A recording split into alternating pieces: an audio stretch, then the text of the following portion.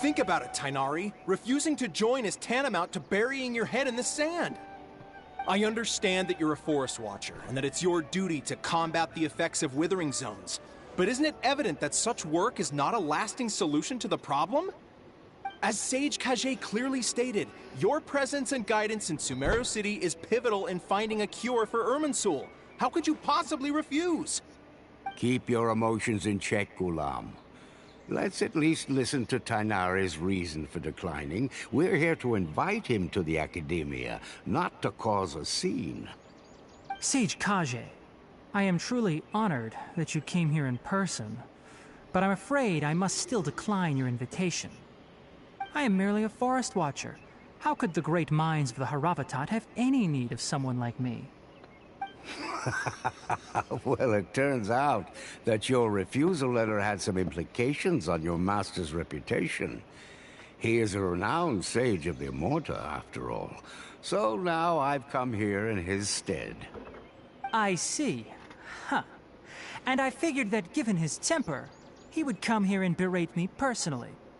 Tainari, your master is an integral part of this effort, and now he requires your assistance. And what exactly does my master need of me, Sage Kage? You'll know once you've arrived in Sumeru City, that is. And how long will I be required to stay? There's no definite answer as of now. Do you mean to tell me that despite coming all the way here to Gandharvaville, you still can't answer the questions I laid out in the letter to my master? If that's the case, then I'm afraid I cannot give you a definite answer either. Tainari, but you... So be it. Come, Ghulam, we're leaving.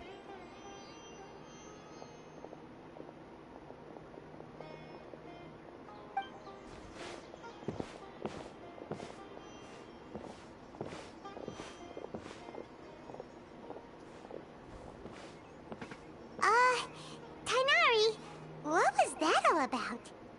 It's nothing. Some people from the Academia wanted me to go to Sumeru City to assist them with a project, but I had to refuse on account of all my responsibilities here. But all that can wait. How did things go with Hypatia? It was quite the eventful trip, but the main thing is that she's safe and sound. She answered a bunch of questions for us, too. Very good. Now that the traveler has made a full recovery, there shouldn't be any reason for you to tarry here longer. I assume you will be heading to Sumeru City, correct? That's right! We want to meet Lesser Lord Kusanali and ask her for advice. Do you have any idea on how we can find her? Sorry. I'm afraid I don't have any advice for you there. Well, do you at least know anyone we can try asking in Sumeru City? Let me think. My trips to Sumeru City have been fairly short, and most of my acquaintances are researchers. How about this? I'll write you a letter of introduction that you can give to a researcher I know. He's from the Immorta Darshan and is adept at gathering information. Asking him might prove worthwhile. Also, when you enter Sumeru City, you'll probably end up receiving something like this item here. I'm not sure if it will ever come in handy for you, but maybe you can give it a try. Oh? What is it? It's called an Akasha Terminal. It's a tool produced by the Academia that utilizes the legacy of Greater Lord Rukkhadevata. Some say that this very item is the basis of Sumeru's reputation as the City of Wisdom. Needless to say, this device and its usage fall under the Academia's expertise, so I'll leave it to them to show you how to use it. Great! Next up, Sumeru City! That's right. Oh, Tainari, we have something important to say to Kale before we leave. Is she doing better now? Yes, she's doing much better. After being confined to her bed all this time, I thought a little walk would do her some good. Last I saw her, she was taking the path towards the North Crossing. She knew you two would be leaving soon, so she must have wanted to see you off. Thanks, Tainari. All right, let's go! Farewell, and good luck to you both.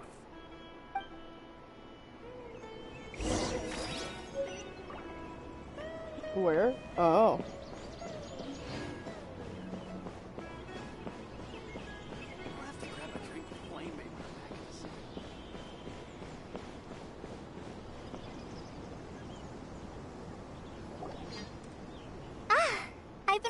you two.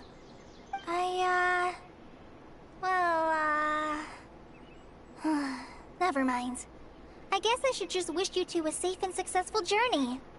Thanks for waiting here just to see us off, Kale. We're headed to Sumeru City. Shit, my fucking bullshit's falling.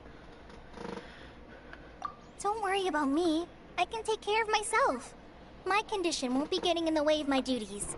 I want to be a forest ranger after all. It's up to me and the others to protect the rainforest here. And, I'm sorry. I should have told you both about my condition when we first met. I just wanted you two to treat me as a normal friend. Not some girl that needs your sympathy. Oh, honey. But I guess now I understand that the most important thing is for friends to be genuine with one another. There's no need to apologize, Kale. We should be thanking you for trusting us enough to be your friends and sharing your past with us. We're probably still gonna worry about your condition, but that's because we're friends and we care about you. Thank you. That means a lot. Before you leave, I have something for you. Oh? What is it? It's my recipe for pita pockets. I told you that I'd give you a copy, remember? My handwriting is a little, messy, so please don't laugh. Yay! Thanks, Kale. Now we can eat those scrumptious little pitas whenever and wherever we like. I hope that whenever you eat them, you'll both remember your time here in Gandharvaville. Well then, I, trainee Forest Ranger Kale, bid you both farewell. Please visit Gandharvaville again. The Rangers will always be ready to assist you here.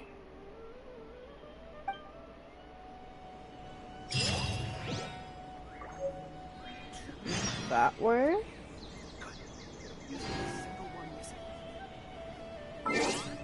Okay, we should just teleport over there.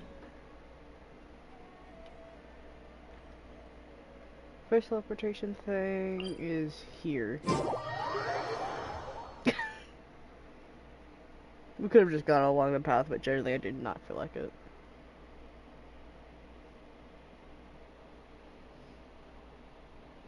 So, part 1, I guess? Is that what that was?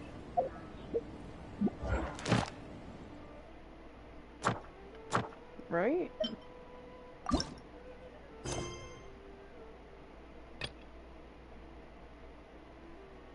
Yeah. I do hope the Knights of Favonius are all working hard. The boat thing.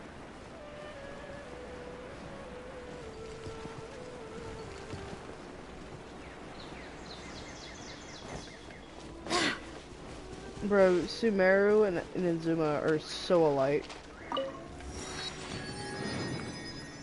Hell yeah.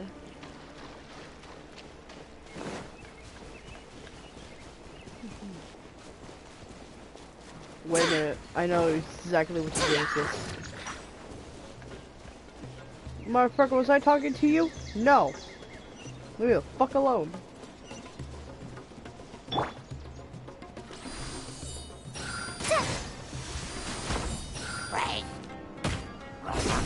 Bye bye.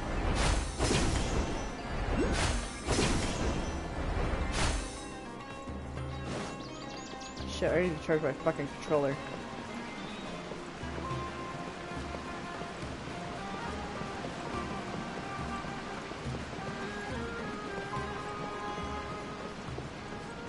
So in other words, that means that the light has to go. Okay. It was rather charge my controller or have the light, and I'd rather charge my controller and not have it die midstream.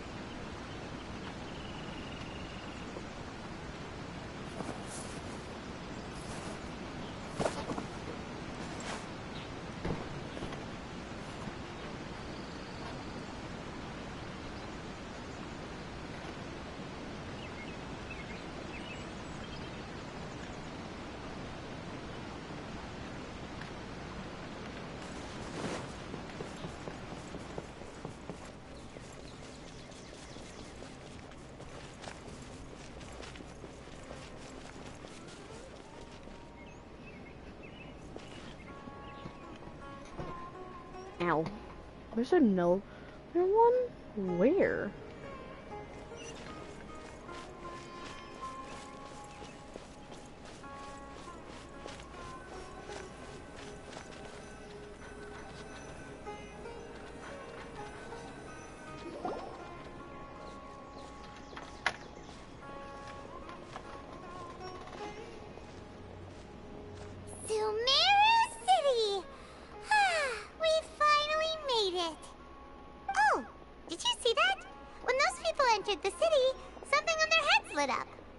One moment, please, you two. It appears this is your first time visiting Sumeru City.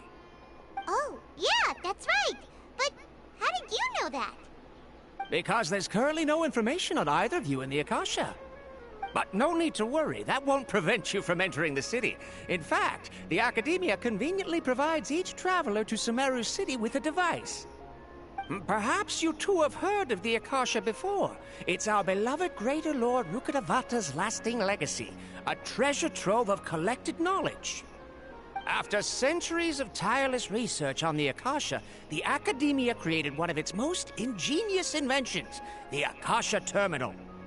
As long as you are within Sumeru's borders, you may use an Akasha Terminal to connect directly to the Akasha and access any knowledge you need. I should mention that due to technical limitations, the operation of Akasha terminals will be much smoother and more effective in large cities such as Sumeru City and Port Ormos. Oh, so this is the thing that Tainari was telling us about. It sounds pretty amazing. You two are quite fortunate. Until recently, it was standard practice to only issue Akasha terminals to outlanders who spent an extended amount of time in Sumeru. However, this policy was recently changed, and now all travelers are issued one upon arrival. Here are your Akasha terminals. Please handle them with care. It kinda looks like a leash. To activate it, simply hold it in your hand and say the following phrase to yourself. May the mighty God bless us with their voice of wisdom. Oh! Since this little doodad lets you access knowledge, maybe we can use it to find a way to meet Lesser Lord Kusanali. Let's give it a try. Ahem. May the mighty God bless us with their voice of wisdom. Oh. Whoa. Just now, something clicked, and Paimon suddenly knew how to use this thing. It seems all we need to do is concentrate on what we want to know, and bam! You get it. Oh, that'll come in real handy. Exactly. That is the power of the Akasha. And with that, let me officially welcome you both to Sumeru City. May the wisdom of the Dendro Archon always be your guide. Okay, now that we're in, we can check the Akasha about Lesser Lord Kusanali. Let Paimon try. 500 years ago, the sages found a newly born deity from within some scorched ruins. The deity now resides in the sanctuary of Suristana. Seems pretty similar to what Kale was telling us. Okay, next, let's concentrate on asking how to meet her.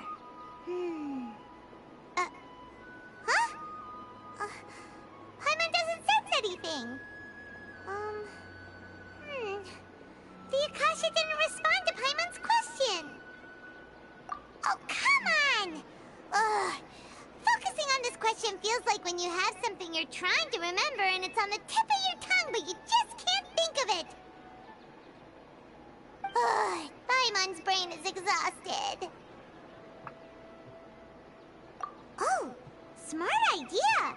But what are you going to ask it?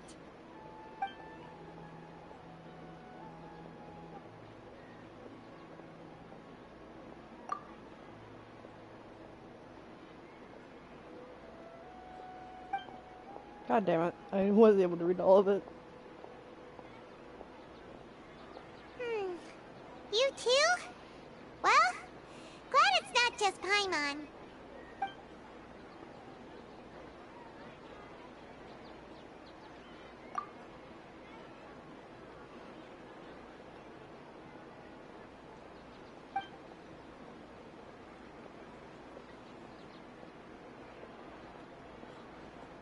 Uh-oh. Paimon's getting all teary-eyed all of a sudden. It feels like the people of Sumeru really missed their Archon.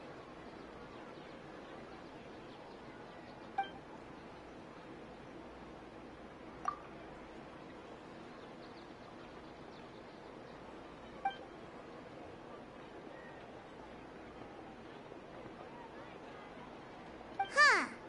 Could it be because we're Outlanders and we've only just arrived in Sumeru? You know, maybe we're not qualified to receive an answer to this sort of question or something. Well, seems no matter which way we try, we can't find anything that'll lead us to Lesser Lord Kusanali. Guess our only choice now is to try meeting with the researcher that Tainari recommended. He's from Sumeru and even has a position in the Academia. Maybe he'll be able to access more info from the Akasha. Let's see. Tainari wrote an address on the letter's envelope. Oh, it's not far from the city's gate. Let's head over and have a look. Hopefully he's at home.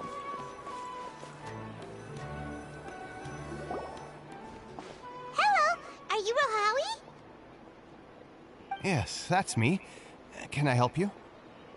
Great! You see, Tainari sent us here and... What? Tainari? Please, there's no need to say anything, really. Sure, I admit that the article I published last month wasn't my best work, and maybe the data didn't produce the most convincing results, but... Here! This is a letter from Tainari! Oh, let me see... Oh! Ooh, what a relief. You two nearly scared the life out of me. So you two just have some questions for me? Seems even Tainari acknowledges my innate ability for procuring information. So, what is it you two would like to know? We want to meet with Lesser Lord Kusanali. Do you know a way we can do that? You mean you want to meet the Dendro Archon herself? This isn't exactly my area of expertise, but let me see what I can find in the Akasha.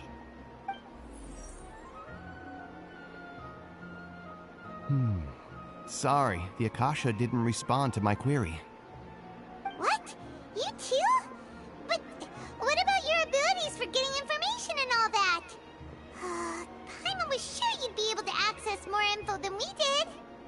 Well, as I said, this isn't my area of expertise.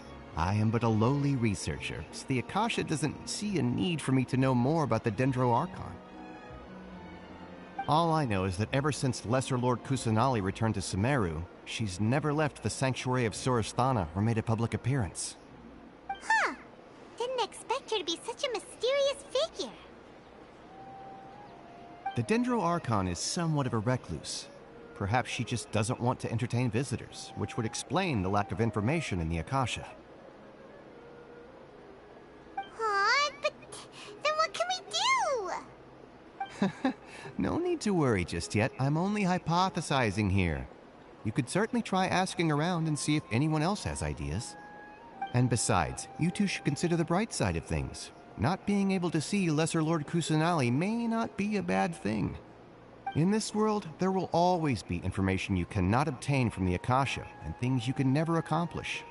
Knowing when to yield is a form of wisdom. Take me, for example. It's a miracle if my brain cells can spit out one paper every 3 years. But Tainari? That guy can publish 3 papers in just a single year. Okay. Thanks for your advice. Don't mention it. If you two ever want information about things like who's been promoted within the Academia or relations between the 6 great sages, come find me. Hey, come on! This is a survival skill at the Academia. Paimon's expectations were pretty low, but this is so low it's like digging holes in the dirt. So what do we do now? Even if we want to talk to someone, we don't know anybody here. Huh? Like who? Oh, you're right! Catherine! The Adventurers Guild has its I've been own having... intel network. Let's hurry and find her. I have been pronouncing it right. What the fuck? I knew it. Oh, Catherine. Dude, your house fucking sucks. At least get out of it. Anyways.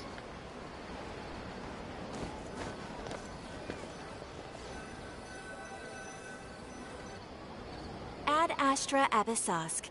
Hello, Traveler and Paimon. We've already met this one. Catherine, we need your help with something. Understood. The Adventurers Guild is always ready to serve you. With what do you require assistance? We want to meet with Lesser Lord Kusanali. Do you know a way we can do that? You two wish to meet with Sumeru's Archon. Understood. Please wait.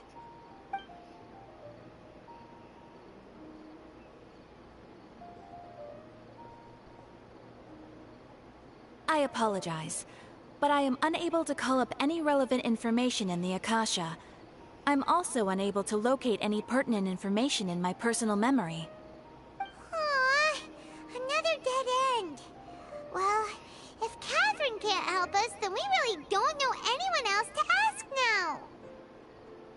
Please do not worry. I may know of someone who can help you two. In Sumeru, the Adventurers Guild does not serve as the vanguard of information. Rather, there are numerous active mercenary groups collectively known as the Eremites. They take on various contracts and work all across Sumeru, so they naturally accrue intelligence. An Eremite brigade called the Corps of 30 is in charge of Sumeru City's defenses. Not only are they the oldest brigade, but they are responsible for managing and coordinating the affairs of all other mercenary brigades. Corps of 30? What a weird name. Supposedly, they are named as such because their ranks numbered 30 at their inception. Oh. Asfand, an advisor with the Corps of 30, maintains good relations with the Adventurers Guild. Though he's already retired, he and his words carry great weight within mercenary circles.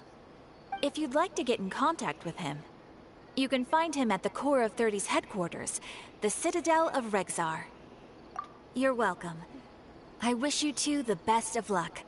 We look forward to your exploits in Sumeru. Alright, off to the Citadel of Rexar we go! How in God's name did we get there? Oh.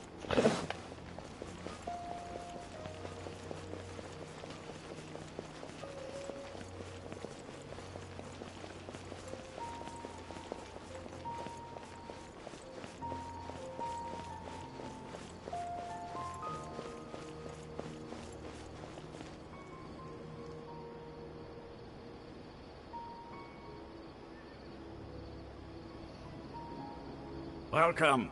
The Adventurers Guild told me to expect you two. It's nice to meet you, Asfand. We'd like to ask you about something.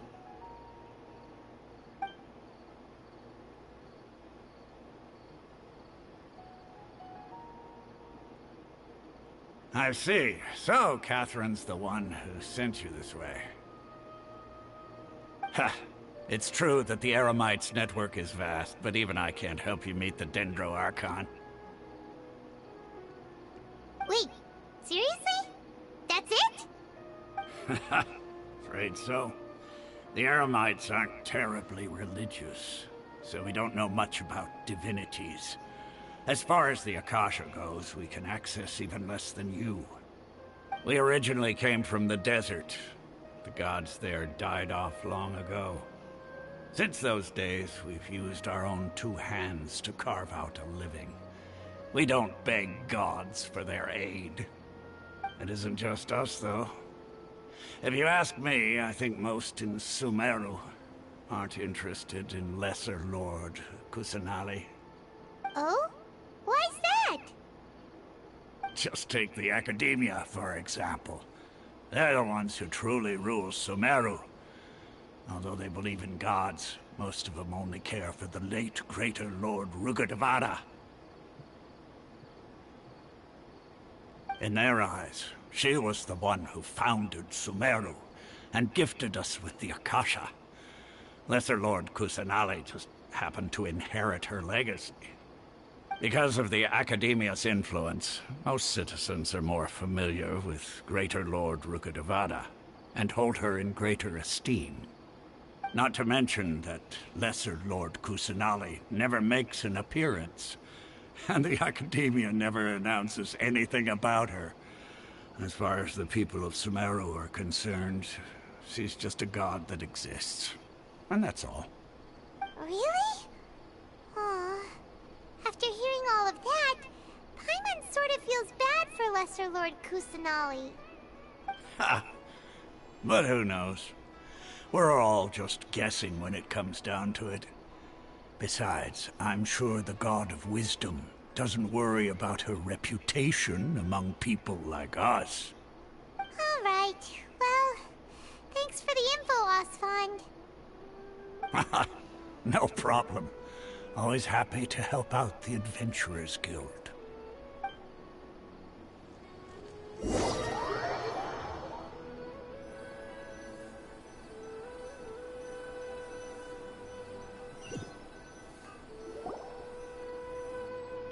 Whoa. Seems Osfond was right about most people's attitudes here. Not only are they not interested in the Dendro Archon, they even say stuff like, if the Akasha doesn't think I should know, then I don't need to know about it. We've been asking for information non-stop ever since we got to Sumeru. But the harder we try, the more helpless everything seems. Isn't there at least one person in this entire city who cares about Lesser Lord Kusanali? Oh, you two are interested in Lesser Lord Kusanali? Huh? Who are you? From the sound of it, you two are Outlanders who recently arrived here. You've been asking around for information on Lesser Lord Kusanali, right? Oh, I'm sorry. I forgot to introduce myself. I'm Dunyarzad, one of Lesser Lord Kusanali's faithful followers. Whoa, really? Then do you know how we can meet with her? I'm afraid I can't help you with that. But your conversation earlier did happen to remind me of a legend about the Dendro Archon. Sure. It goes like this. Long, long ago, there was a man who heard a prophecy. It predicted that a great calamity was about to befall him. Panicked by what he heard, the man sought out the Dendro Archon in hopes that she would bless him with the wisdom to help him escape his predicament. The man journeyed across deserts and through rainforests and experienced tribulations of every kind. However, he still couldn't find any trace of the Dendro Archon. In despair, he thought, alas, the Archon has abandoned me. He then had no choice but to sorrowfully resign to his fate. Okay, and then what happened? And then, the calamity came. But to his own surprise, the man felt somehow emboldened by the trials of his journey. By relying on his own strength, he managed to overcome the adversity. At that moment, a bird perched upon his shoulder. This bird was, in fact, an avatar of the Dendro Archon. She said, "O Archon Seeker, do you now understand? She and her wisdom have long been found by you. Along your journey, we were in every flower and blade of grass, every ray of sparkling sun, and every breath of dancing wind. So long as you continue to think and ponder, we'll be wherever you go." Yeah, thanks for the story! Paimon feels all warm and fuzzy inside after that. In a way, it seems like this story is also one of the Dendro Archon's avatars. Dunyarzad, since you worship Lesser Lord Kusanali, can you tell us anything else about her? Of course. So did you two know that, I'm terribly sorry, but it seems something's come up now. Let's chat another day.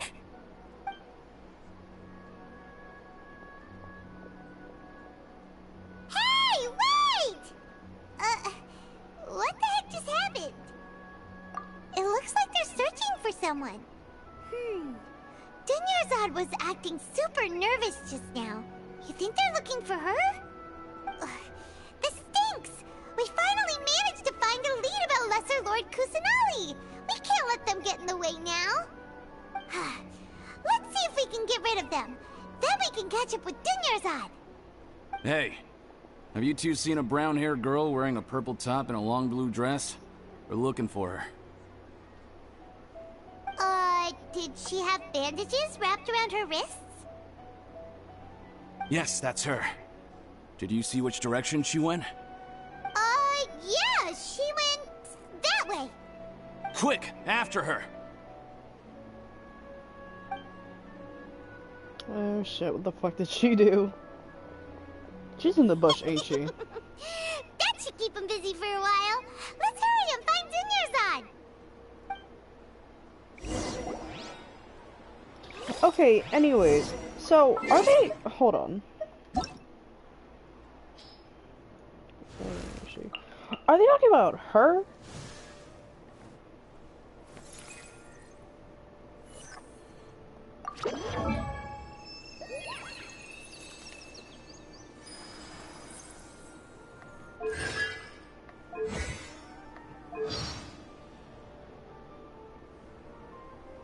Yep.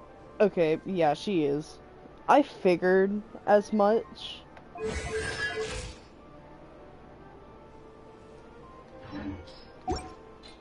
I just didn't know specifically, you know. Like, that's what I thought.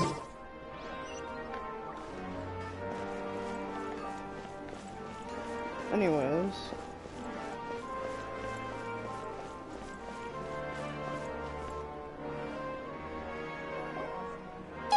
Dunyarzad, we thought you might have been long gone by now.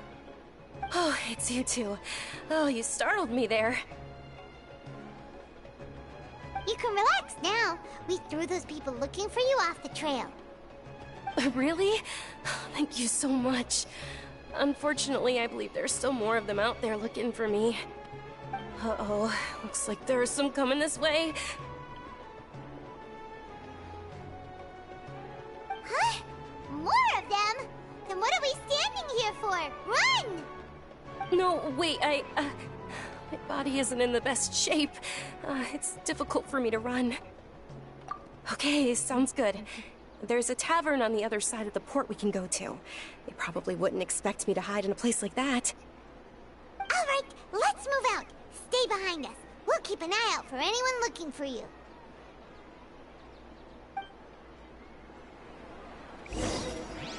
This new shipment of items, they're also ridiculously oversized.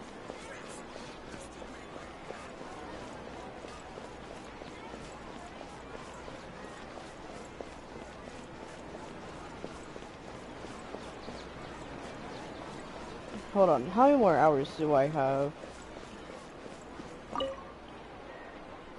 2 more hours.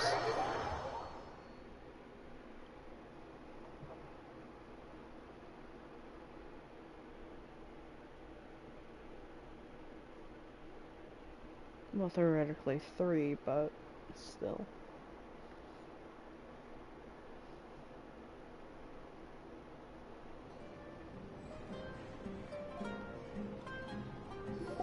Oh, tomorrow I will not be able to, like, go live for a very while. 1, because I have a chorus concert, and 2... We made it. I have other shit that I They gotta shouldn't do. be able to find us now. Wait, stand down, Dia.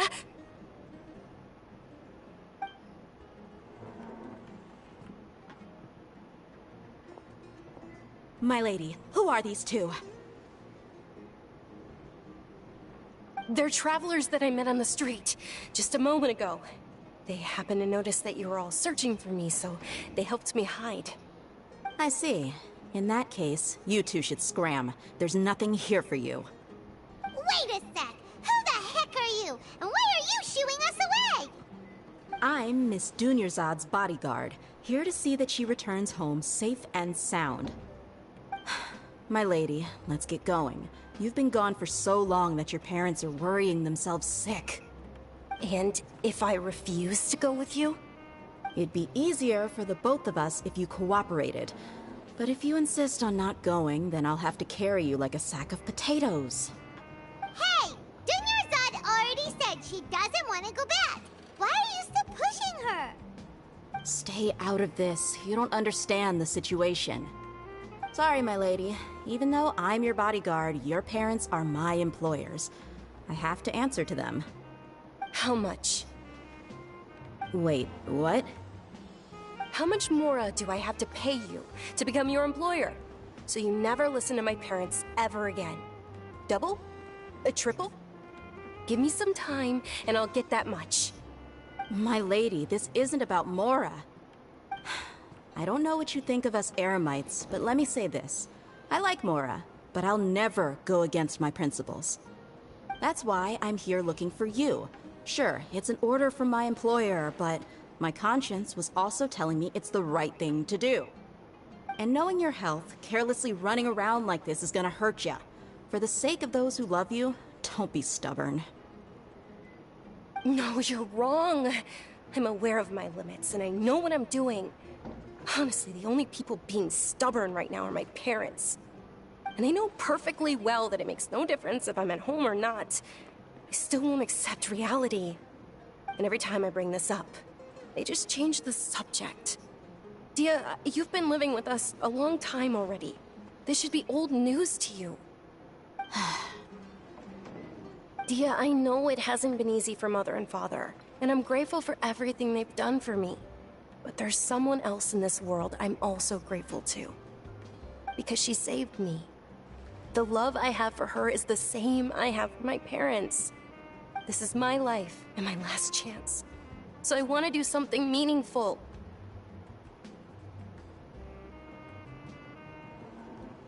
My lady, are you sure what you're doing now is meaningful? Yes, I'm sure. At least, it is to me. Fine, I won't ask you to return home anymore. But let me make something very clear. I'm only doing this because I respect your determination, not because I agree with you. Thank you, Dia. Sorry for being so rude just now. My nerves were acting up. And I even brought up your payment in such an offensive way. Don't worry about it, my lady. I did say that I like Mora. Besides, that's our next topic of conversation. Today's little excursion caused such a ruckus that every single bodyguard at the estate was deployed. It wouldn't be easy to hide things from your old man. Since this definitely won't be your last escapade, here's a little tip. You should at least make it look like your room and things are still in order when you leave. Also, you'll need someone to cover you for when you're out and about. So, I'll let you hire me, my lady. This way, everyone wins. As for the pay, let's say half of what your father pays me. We can settle the bill when we return to the estate. Okay, deal. Yay! Looks like they've reached an understanding.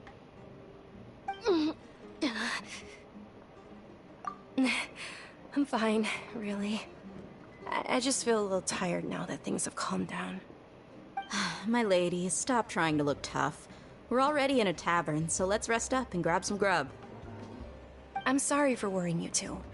If you don't mind, I'd like for you to join us.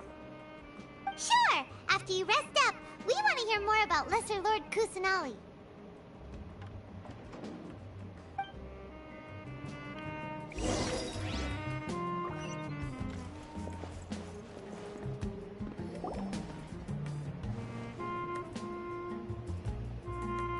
Ha! Well, if it isn't Dia. Haven't seen you in nearly half a year. Word on the street is that you're a bodyguard for the Homayani family now. Ha! Don't you find that kind of work boring? Nah, you get used to it. How about a menu over here?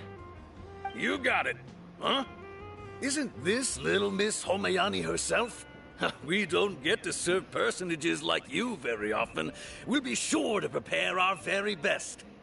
Thank you, sir, but there's no need. I don't have a lot of Mora on me, and I really ought to save as much as I can. But please bring these two the best food you have. They're my new friends, so I want to be a good host for them.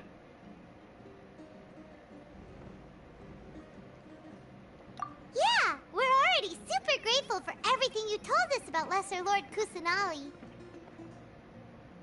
How about our charcoal-baked Agelenach cakes? They're our signature snack, and they run cheap. Look, other customers over there are eating some now. They look kind of burnt and dry. Paimon will pass. Hey, come on! Paimon has personal preferences too, you know. Dunyarzad, we asked a lot of people when we first arrived, and almost nobody was interested in Lesser Lord Kusanali. So, what made you want to follow her? Well, remember when you asked me if I knew how to meet the Dendro Archon? Even though I don't know how, I think I've actually seen her before. Huh? Really? Yes, it was when I was a child. At the time, my illness had kept me bedridden for the better part of a year. I was stuck inside and couldn't make any friends, and my parents did their best to find treatments for me. But even then, the Akasha didn't have any helpful information. My younger self no longer had any hopes or dreams. One flare-up was so bad that I was in a semi-conscious state for several days. Oh, shit. Then one night, I woke up alone in my room. I was terrified. My body was paralyzed. Even if I cried, there was no sound. At that moment, an ethereal voice spoke in my mind. Dunyarzad, don't be scared. You don't have to cry. Dunyarzad, don't be scared. You don't have to cry. Who are you? How do you know my name? How do I explain this? You might not be able to understand, but actually, I know everything about you. Really? Of course. I know that you're scared of thunder, that you hate taking medicine every morning, and that you love counting the petals on your mom's skirt. Wow, you really do know everything. Dunyarzad, is there anything you want? Want? Not really. I can't go anywhere or do anything. Huh? But aren't you a child? All children have wishes. Tell me what you want, and maybe I can make it happen. But can you make my illness go away? Oh. I'm sorry. But I'm not powerful enough to do that right now. Then, can you be my friend? After that, the voice said, "Okay, I'll be your friend." Although my body was suffering during those days, that voice encouraged me and told me many wondrous things. Beyond my window was the flourishing Sumeru city. Beyond the city was a lush rainforest. And beyond that was the wall of Samiel, deserts, and all of Teyvat. Once I finally made it through that bout of illness, I couldn't hear that voice anymore. I told my mother about it, but she said that I must have been dreaming. But I know that that voice wasn't a figment of my imagination. Before that, I had never heard of Teyvat. Yes, for sure. If it weren't for that voice, I would have never grown curious about the outside world, nor would I have learned how to read and enjoy so many books. That voice sparked a desire for wisdom.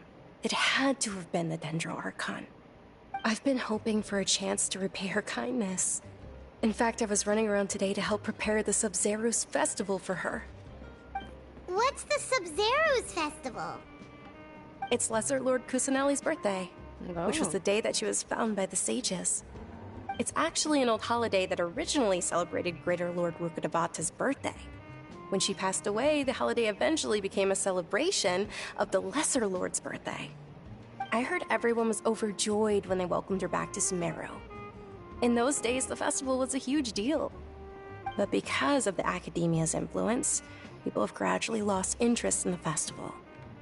The Academia actively participates in Sumeru's many holidays dedicated to Greater Lord Rukkhadevata. But when it comes to the Sub-Zerus festival, forget any funding. They practically act like it doesn't exist. Maybe they see Lesser Lord Kusanali's birth as confirmation of Greater Lord Rukkhadevata's death, so they're reluctant to celebrate it. Aww, but that's awful. It is. It's absolutely terrible. Sure, the Greater Lord founded Sumeru, but hasn't Lesser Lord Kusanali been the one quietly protecting us for the past few hundred years? Just remember that we're still out in public. Don't get too carried away now. I know that people over by the Grand Bazaar still hold the Sub-Zero's festival to this day, but I hadn't met any of them before, so I was never able to contribute. But recently, I made a friend there who also follows Lesser Lord Kusanali. I gave her my savings because I want her to throw a wonderful festival this year. That's the least I could do for Lesser Lord Kusanali. Hold on, my lady. Does this friend happen to be Nilu, the one who sends flowers to the estate? Yes, that's her. I saw her leaving the other day with a nervous look on her face. It seemed like she was hiding something in her arms. Did you give her something? Yes. Initially, I didn't have much Mora prepared, so I had Nilu sell one of my skirts. I've agreed with Nilu to meet up at the Grand Bazaar today, and see how things are coming along. Dia, would you accompany me? Sure. That's quite the trip, though. I'll carry you. No, that would be too much, even for you. You might as well just accept the lift. If I let you walk, who knows how long it'll take us. And if anything happens to you, then I'd really never hear the end of it from your father. But of course. Nilu will be thrilled to hear there are more people interested in Lesser Lord Kusanali.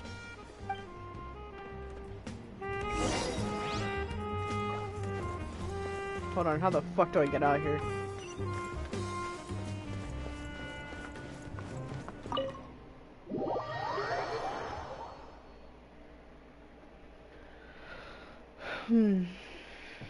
Ow. Well, we're somewhat making progress. It's taking a while. Some of these fucking cutscenes and dialogue and whatnot. But, I mean...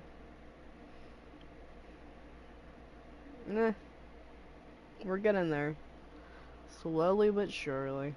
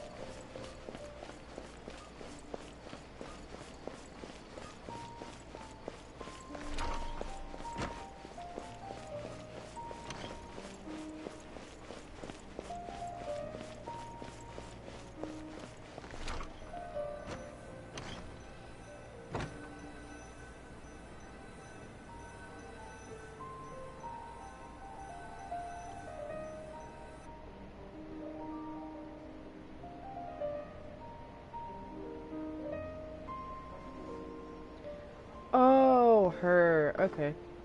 Sorry I'm late, Nilu. Oh, Dunyarzad. It was taking you so long that I assumed you got trapped at home, but you made it in the end. Uh-oh. But if Dia's here, that means you got caught, right? You could say that, but everything worked out. She's on our side now. Not completely. Oh, and who are these two? Oh, meet the Traveler and Paimon, my two newest friends. They're visitors who just arrived at Sumeru City, and are looking for information on Lesser Lord Kusanali. So you're followers from another land? That's wonderful. You two absolutely mustn't miss the Sub-Zero's festival. By the way, Dunyarzad, we've already started decorating the Grand Bazaar. It looks spectacular, thanks to your generous contribution. You're very welcome. It's the only thing I could do. Do you still have enough Mora? Probably? But don't sweat it. We've already finished renovating the stage. Come on, I'll show you.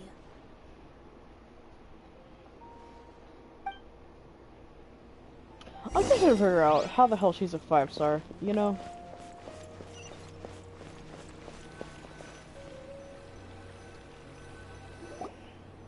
Wow! This place is amazing! Not bad.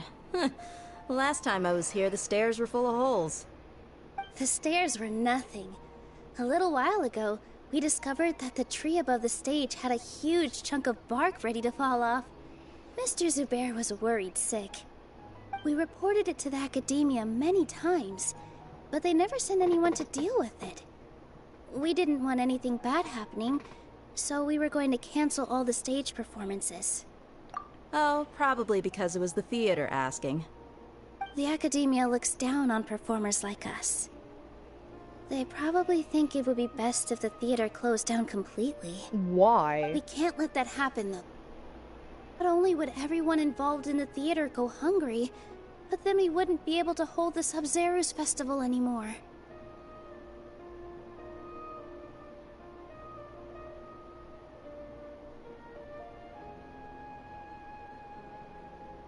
Everyone got that?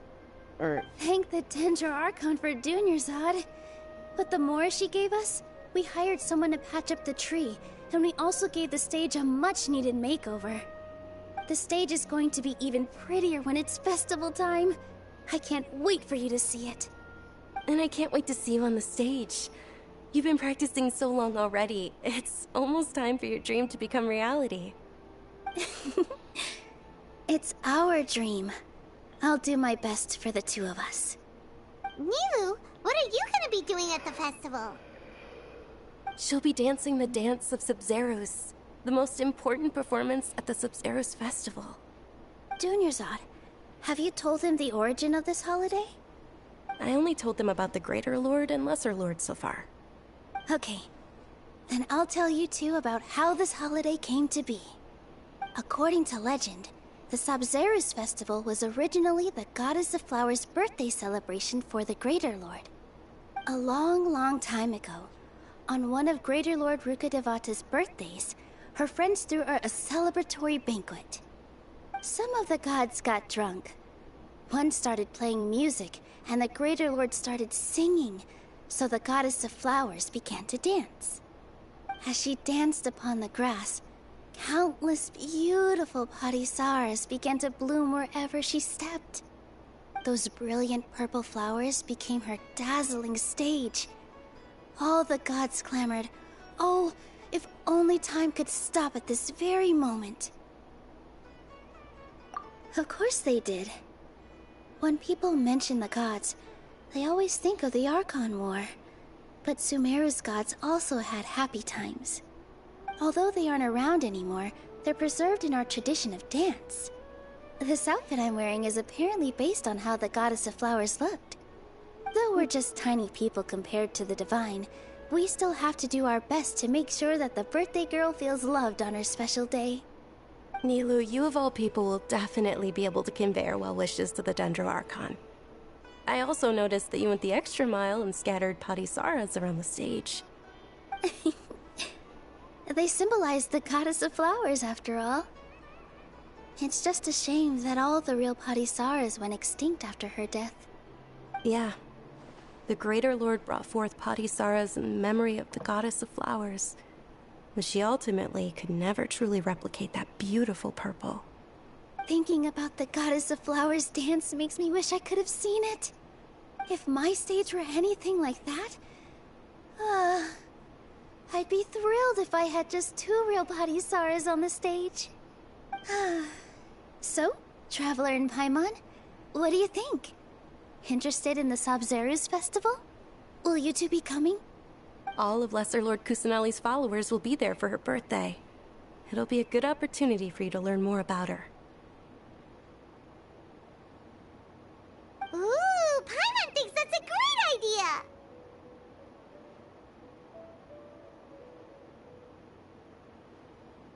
Hey, come on! There's nothing wrong with enjoying a festival. Besides, it's Lesser Lord Kusanali's birthday. She'll be happy to have more people who are celebrating it. So how about we all attend the Sub-Zero's festival together? Dunyarzad, let me show you which stage decorations we've picked out so far. Traveler and Paimon, if that doesn't sound interesting to you, then feel free to explore the area. Everyone at the Grand Bazaar loves Lesser Lord Kusanali, and we're all looking forward to the Sabzeruz festival. In that case, we'll take a look around.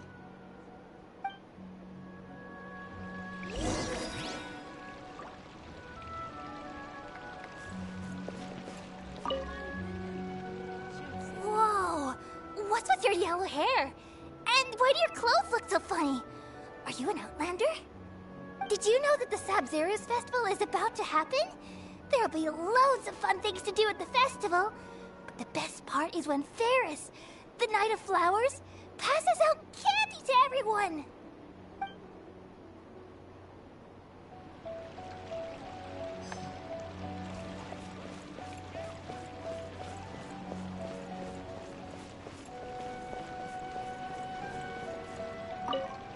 Milu, your outfit looks amazing.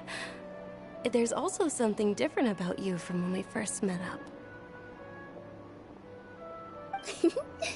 I thought I'd add a little extra pizzazz to my dress for the festival. See? Wow, did you sew all that yourself? Uh-huh. Sewing is a fundamental skill for everyone in the theater company because we make all our own costumes. Did you know that Mr. Zubair not only can make costumes, but props too? I've noticed that you can't keep your eyes off that crown over there. Would you like to try it on? May I? Of course. The legends say that the Goddess of Flowers had beautiful horns on her head, so this crown was made to reflect that. Dunyarzad, you look absolutely stunning with it on. It's like I'm looking at the Goddess of Flowers herself.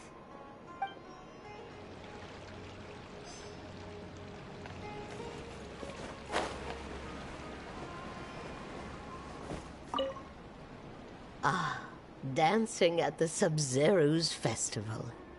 You know, I also danced when I was younger. As a child, I even asked my grandmother why we performed the dance for the Lesser Lord when it was originally done to honor the Greater Lord.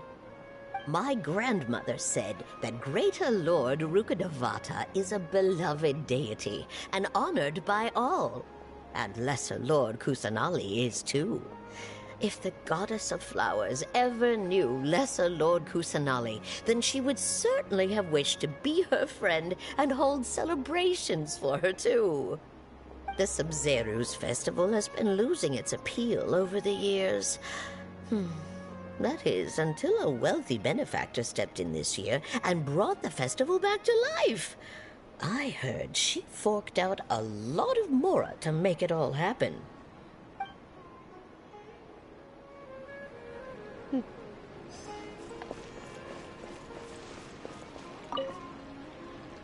Huh. Revamping the stage for the festival couldn't have been easy, that's for sure. I bet this year's festival will be one to remember. I don't know much about the Grand Bazaar, but I do know that the residents here have a penchant for song and dance. Two things that the Academia doesn't particularly approve of. Oh, and the perfume sold around here is a lot better than what you'll find elsewhere. The fragrances are longer lasting and they're gentler on your skin and... I mean, that's what I've heard at least. Mm-hmm.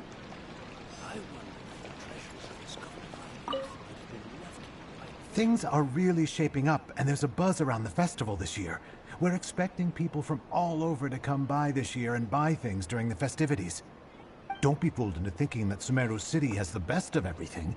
Some festival snacks are only offered here in the Grand Bazaar. And when it comes to musicians, dancers, or singers, the Grand Bazaar's got the best of the best. Sure, those folks at the Academia might not like it, but what's a festival without song and dance? Hey!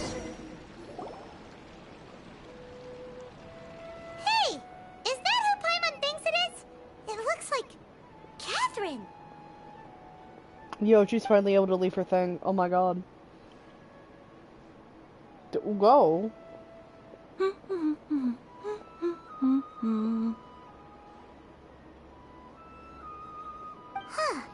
Come to think of it, Paimon's only ever seen her behind the counter at the Adventurers Guild. This is the first time we've ever seen her taking a break. Hey, Catherine! Huh? Oh, hey! It's the Traveler and Paimon! What's shaken? Whoa. Break time Catherine sure sounds a lot less formal than usual. Paimon was still waiting for her to say Ad Astra Abyssosk. Sure. Standing behind the counter at the Adventurers Guild doesn't require any complicated functions. But saying and doing the same old things over and over again can get pretty monotonous. Like watching the same Fontaine movie day after day. But take you two, for example. You travel across Teyvat to enrich your lives and gain new experiences. Well, we enjoy traveling across Teyvat and all that, but we're mainly looking for clues about her brother. Yes, you should keep searching. Sometimes the answers we're looking for aren't necessarily at our intended destination. Instead, they're found along the way. Huh. Haven't we heard someone say something pretty similar recently? Anyways, what brings you out here, Catherine? No, not particularly. I guess you could say that I'm loving the recent atmosphere here. If festivals bring happiness to everyone, then that's where their true value lies. Oh, it looks like it's about time for me to be heading back now. Alright, we'll see you next time at the Adventurers Guild. Oh, by the way, thanks for connecting us with the Eremites. We've already made some great friends in Sumeru City thanks to you. I'm sure you two will get along well with the people here. You've already been blessed by the element of Dendro after all. See you around.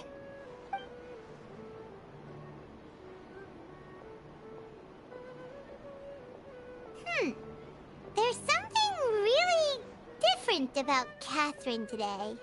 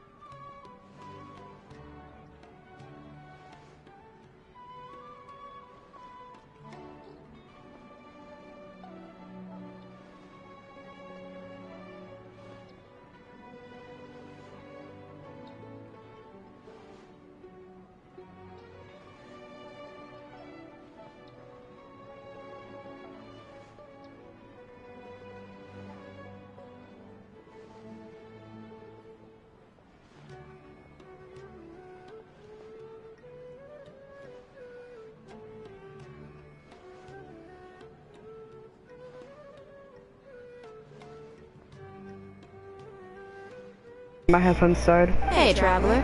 Paimon. Hold on.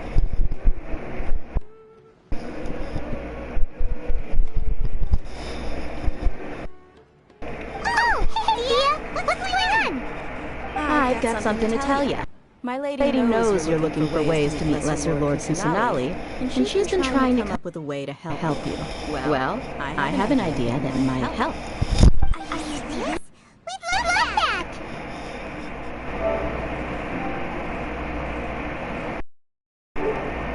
It might not necessarily pan out, so don't get your hopes up too much. I'll need to take you to somewhere and ask someone some questions. My lady is feeling a little worn out at the moment. Nilu's found a place for her to rest. After I take my lady home, let's meet in front of the Citadel of Rexar. Sounds like a plan.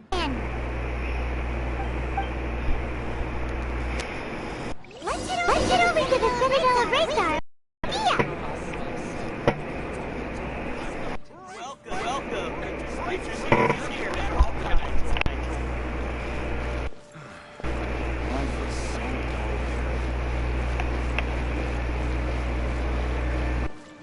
Sorry, I know the audio is really shitty right now. Well, that's not the way how we get out of here.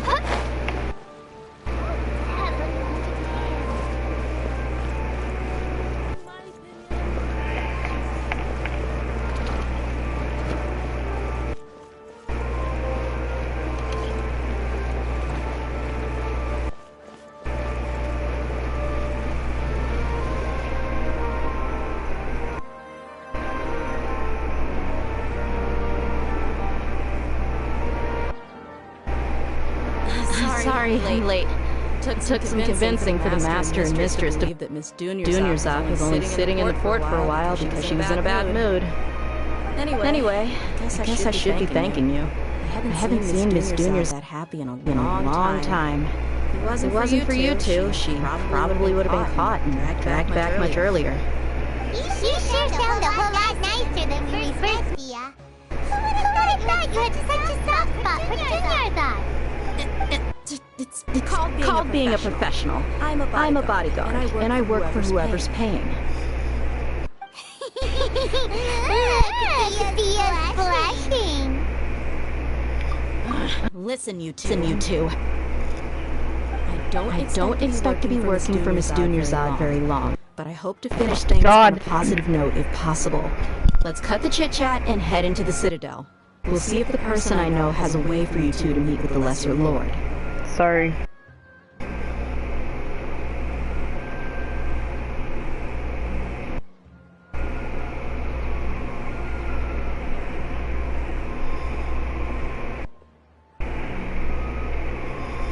Oh, hey, Chief. Yeah. What are you doing here? Well, didn't expect to see you three together.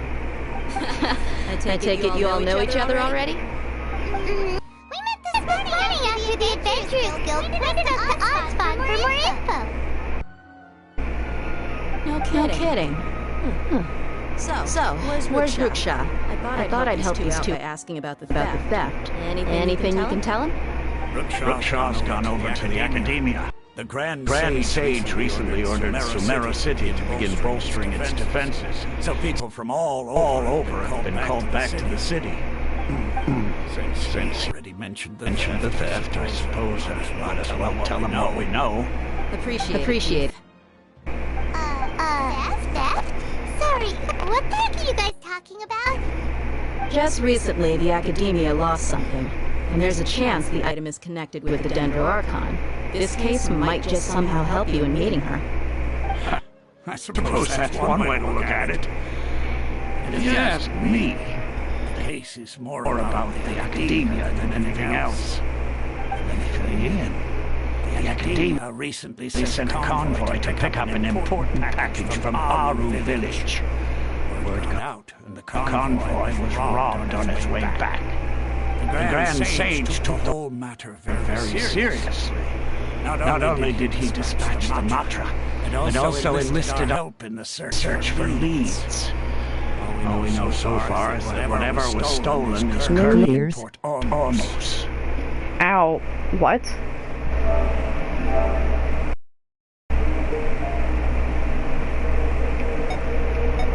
Oh, no, it's...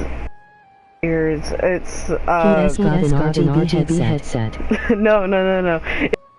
Have to where they go into the speaking process and basically they ask the question and would answer, but it's only for like certain things though. You two have heard of Port Ormos, haven't you? It's the largest commercial port in all of Sumeru. You can travel there by leaving Sumeru City and heading south along the river. I hate these fucking headphones. The Academia's grip isn't long enough to reach all the way to Port Ormos, so the city's a little more laid back, meaning the population's also a mixed bag. You never know who you'll meet there. Apparently what was lost has a great deal to do with the Akasha, knowledge, and even the gods. I'm afraid I don't have any other details for you, though. If you're interested, maybe head to Port Ormos and ask around yourselves. If you want my advice, try introducing yourselves to students of Academia once you're there.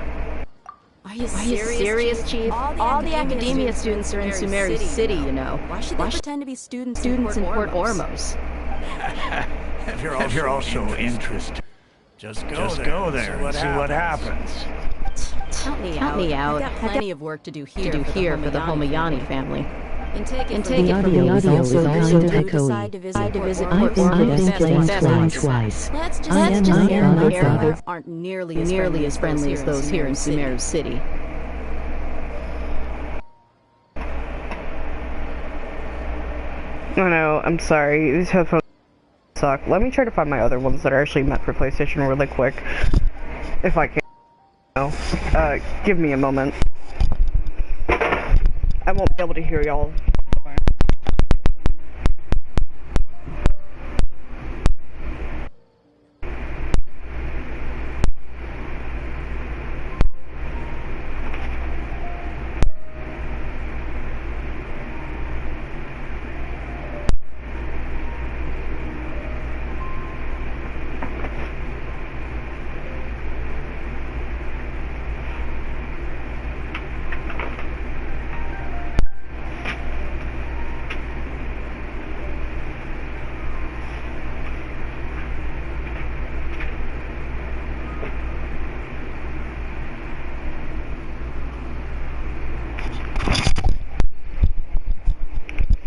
I can't find them, and my Bluetooth ones have died.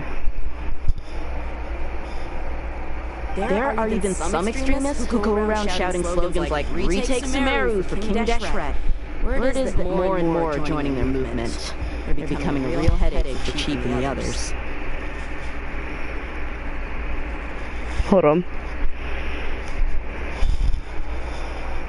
You bet they are. King Deshret's been dead for thousands of years. Now they start spreading rumors of his return. Ridiculous.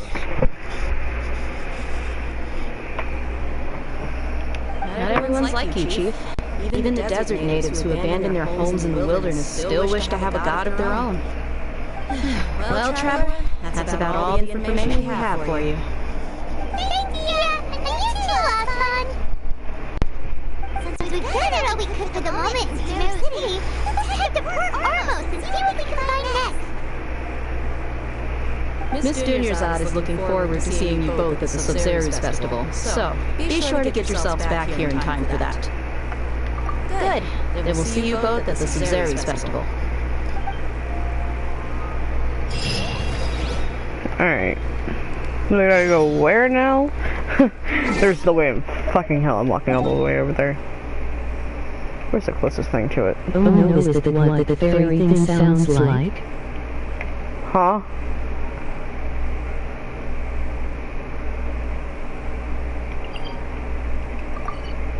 You're telling me the fact that I activate the fucking sashi but not any of the damn teleportation things?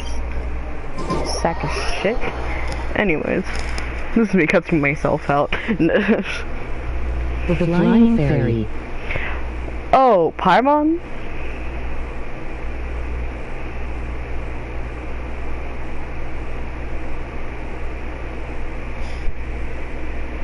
Yeah, she sounds annoying. Is like helium.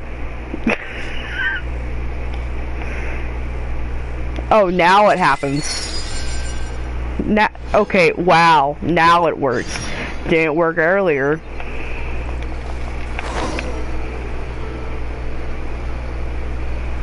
I fear her for over my ears. Well, there's something I can really do about it, so. Where's the boat thing at? I mean, I know it's somewhere over here.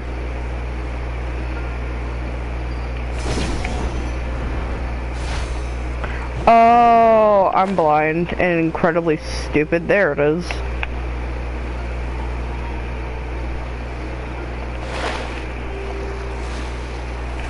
Bruh.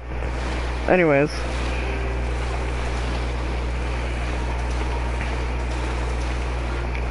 Okay, hold on.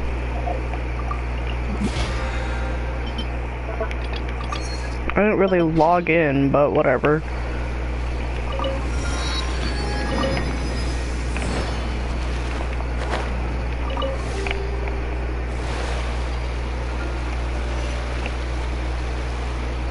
Wait a minute.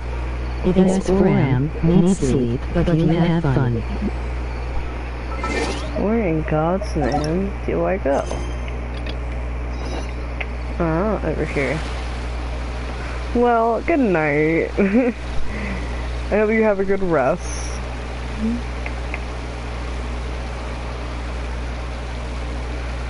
Did I just use the boat for absolutely no reason? Yes, I did. Am I gonna do it again? Probably.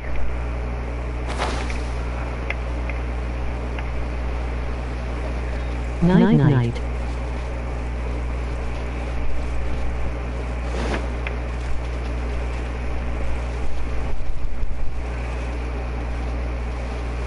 Teleportation hub. I don't know what the fuck the actual name is.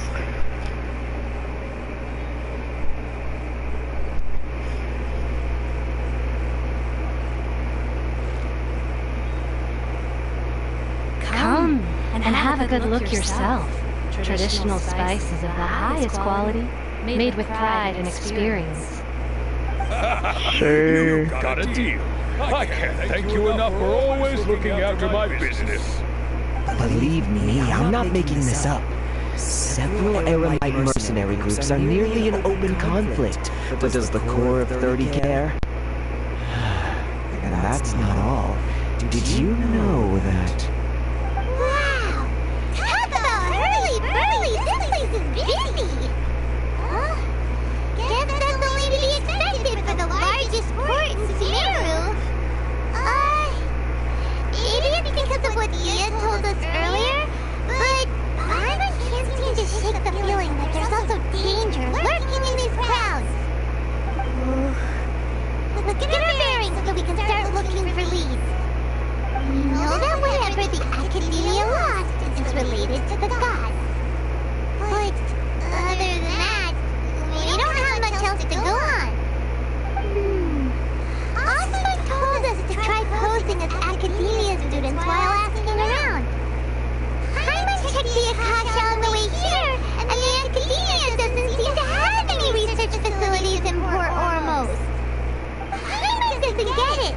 Won't we look even more suspicious going around saying we're Academia students and asking about the stolen item? Well, given all the people that come through here every day, if there's any information to be found, Paimon bets we could find it in the market. Let's ask around and see what we come up with.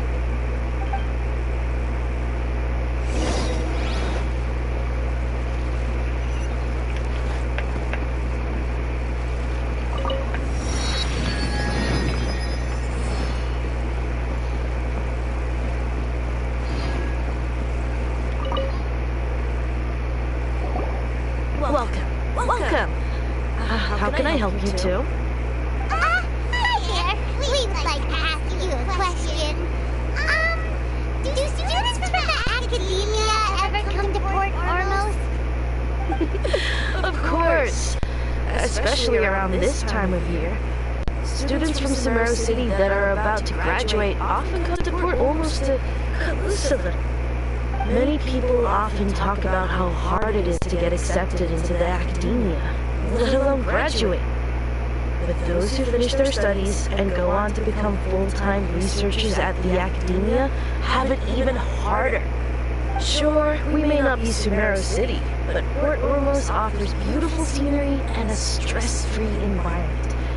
Some even say it's good luck to come to Port Ormos, so students and researchers come flocking here when things get to be too much at the Academia.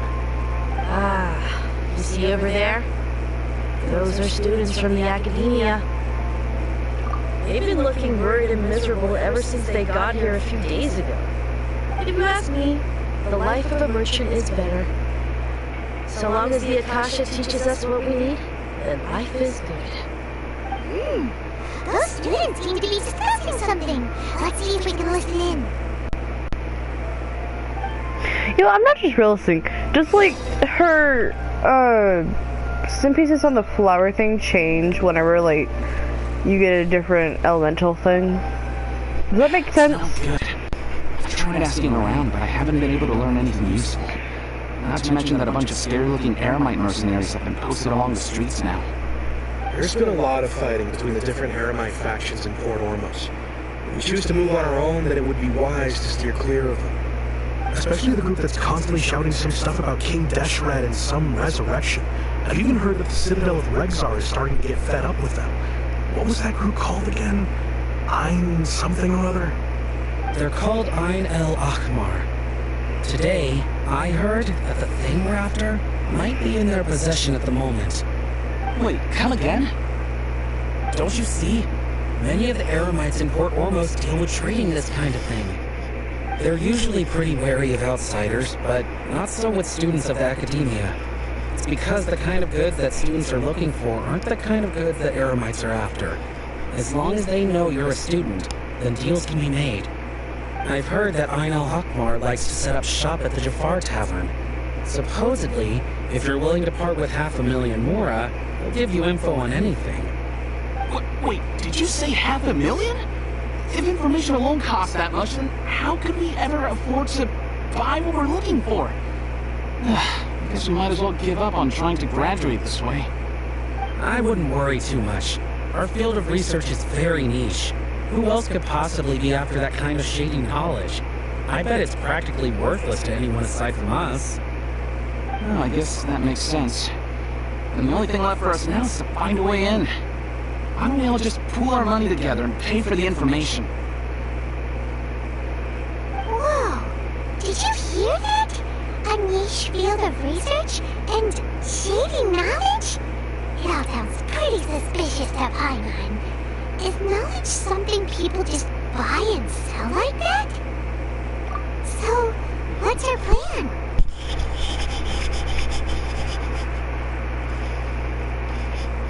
Wait! Didn't you hear what they just said? Buying information is going to cost us 500,000 Mora! Have you lost your mind? Oh, alright. Paimon never thought she'd agree to parting with that kind of Mora. But if you know what you're doing, then we should give it a shot.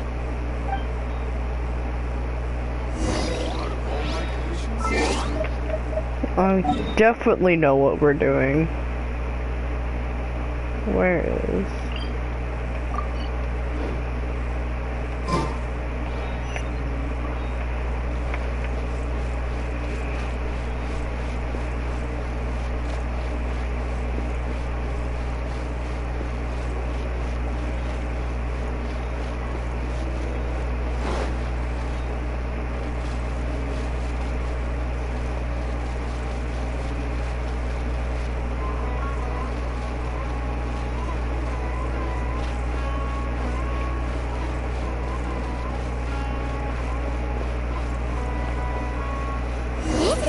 We heard those students talking about. Let's find a seat somewhere and see if we can spot the group they mentioned. Oh, you've arrived. Please, take a seat. So, they think that they can go toe-to-toe with the boss? Ha! Once we reclaim the power of King Deshret, they'll be the first that the boss punishes. They're nothing to be afraid of. Our main rival now is the Caracal Battalion. They've also amassed a significant amount of Mora this time, so we mustn't underestimate them. How can the Caracal Battalion compete with the boss when they're nothing but a bunch of money-grubbing opportunists out for a quick Mora? Yeah, with Boss's fervent devotion, he'll be able to use this power to bring our god back this time. Huh. All these guys talk about is King Deshret, so they're probably the ones we're looking for. Greater Lord Ruka Devata. That traitor and her followers must not be spared. The day will come when King Deshret exacts vengeance on Sumeru, and all of them shall be punished. Yeah, Paimon was wondering what they meant too. We should ask about that if we get the chance later.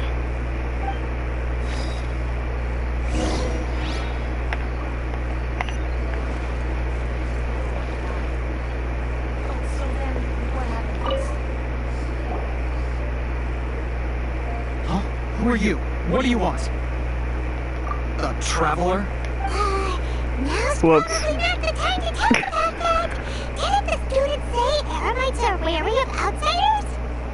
A student? Huh. What's a student from Sumeru City doing in Port Ormos? Whoops. Ah, well, if it's info you want, you've come to the right place. The question is, can you afford it? Do I have that much? Paimon can't stand to see so much more ago. But there's no other choice right now. Here, this is the merchant's address. Whatever you're looking for, you'll find it there. Well, what are you waiting for? Oh, that's right! We heard you mention King Deshret just now. We're actually interested to know more because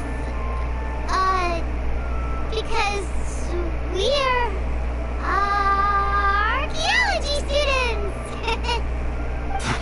Fine. Since you've already handed over the Mora, I guess I can throw in a little extra info. As you can see, members of Ain al-Ahmar are devout believers of King Deshret. Years ago, King Deshret founded the great desert nation that was our homeland. It was an advanced civilization, far beyond anything you'll see in present-day Sumeru. King Deshret was the rightful god of wisdom, but he was betrayed by a companion he trusted. She even stripped So, you... Greater Lord Rukkhadevata, yes. That shameless wretch destroyed King Deshret's civilization. Damn. And our ancestors were forced to flee to this land, where we were made to suffer the tyranny of our enemies. Furthermore, she conspired with the Academia to cover up the truth of her actions, and create the merciful and benevolent facade for which she is now known. Ugh, just thinking about it sickens me. But the story doesn't end there, oh no.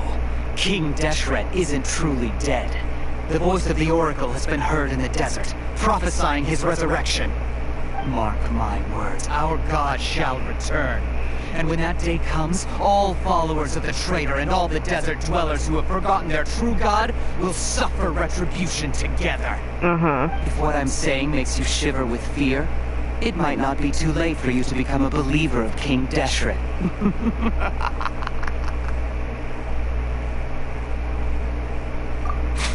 I don't have anything to say to you Academia people about that. I think this conversation has reached its end. Not just yet. This man is a fraud. Oh, hi, Mom.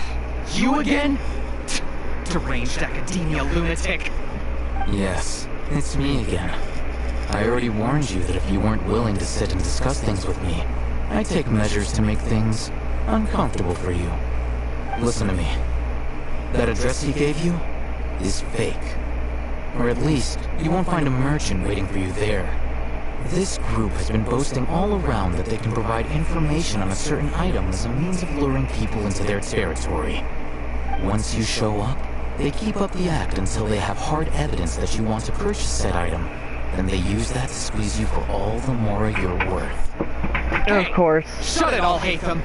What are you playing at, trying to ruin our business like this, Oh wait, did I pronounce it wrong then? I told you the other day.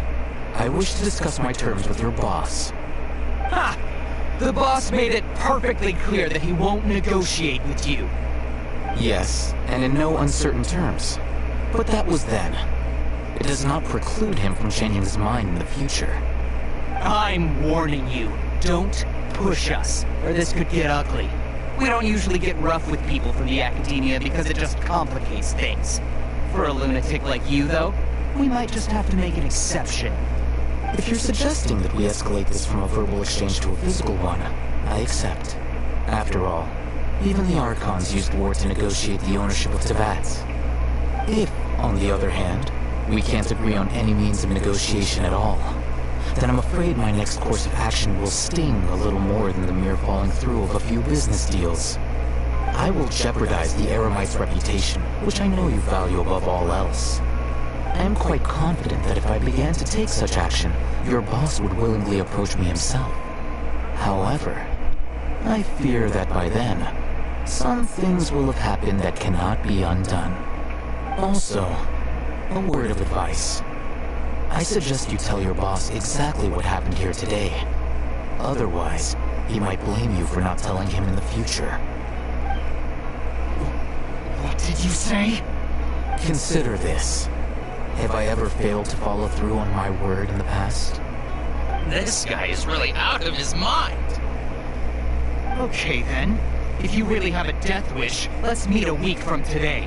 The pier in front of the Faros Lighthouse, 4 o'clock in the afternoon, sharp. Don't expect us to hold back.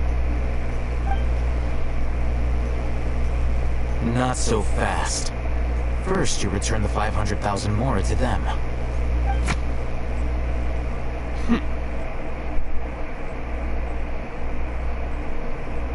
Please, I beg you, don't provoke them. We can't afford any trouble with this crowd. They haven't even paid for their food yet. Ah, Mr. Iman. There appears to be fewer staff in the restaurant recently. This wouldn't happen to be because they're all busy spreading the word to the students, would it? Well... Someone who chooses to do business with a group like that really can't afford to get so flustered the instant someone confronts them about it. Consider the meal compensation for our silence. I'd say you're getting an excellent deal. Whoa, did you see that? He not only got us our Mora back, but sent the Amorites running too!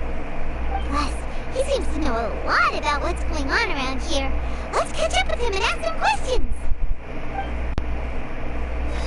He went that way! After him! Where? Oh.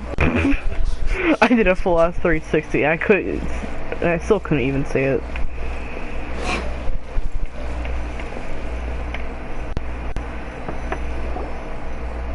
Wait up! It's Al-Haytham, right? What do you want? No need for thanks. My goal was to get to them, and you two gave me just the opportunity I needed. We're even. Oh, I advise you to keep your distance from them. Since they weren't able to make off with their Mora in the end, they might harass you again in the future. Alright. Goodbye. Hold your horses! We still have something to ask you about! Since you tore through their scam right in front of them, you must know the real story about certain something, no? Who exactly are you two? And why are you inquiring about that? Dude, you can't go on with this life forever. A student. Right. Look, you should know that those thugs conducting business with you had nothing to do with your lie. Huh? Oh, yeah! She's really strong! Weren't you saying something about a physical exchange? We can help with that. She doesn't even have a vision. Forget it. Maybe not, but she can still use elemental energy. Otherwise, there's no way we'd go asking for info from from guys like that. Those high-headed thugs are definitely gonna bring a lot of backup for your next meeting. Even if you don't go alone, you won't regret taking us with you.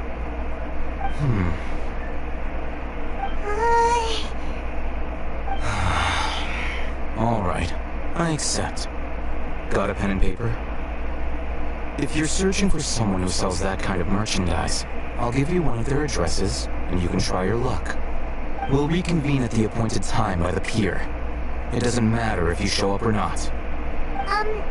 So, since you were happy to give us this merchant's information, does that mean you can tell us exactly what we're after? You were willing to part with 500,000 Mora for something and you didn't even know what it was? No. Okay. Well, if you truly are as skilled as you claim, then you can beat the answer out of them when they become hostile. Look, if you've been making inquiries, then you have to know something by now. Tell me what you know so far, so I don't waste time repeating information. We know it's connected to the academia somehow, and that not only do the Eremites deal in it, but some students want to get a hold of it too. What else? You know almost everything there is to know, but you're unable to compile this information because you've never seen the object before.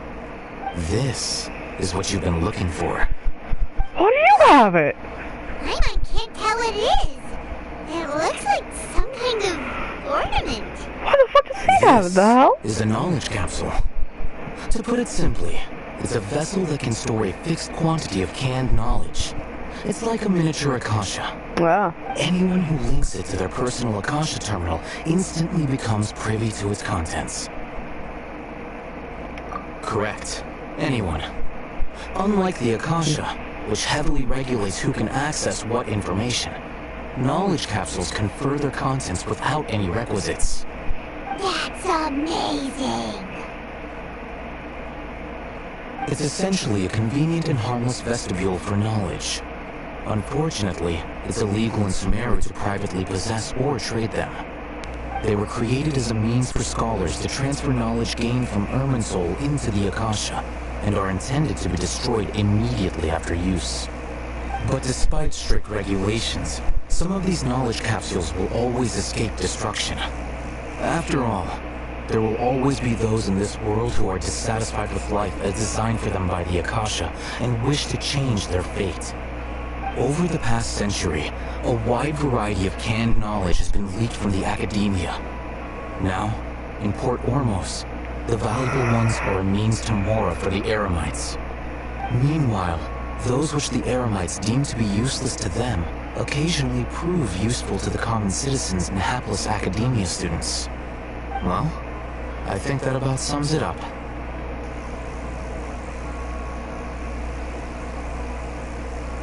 Oh, so that's your true objective.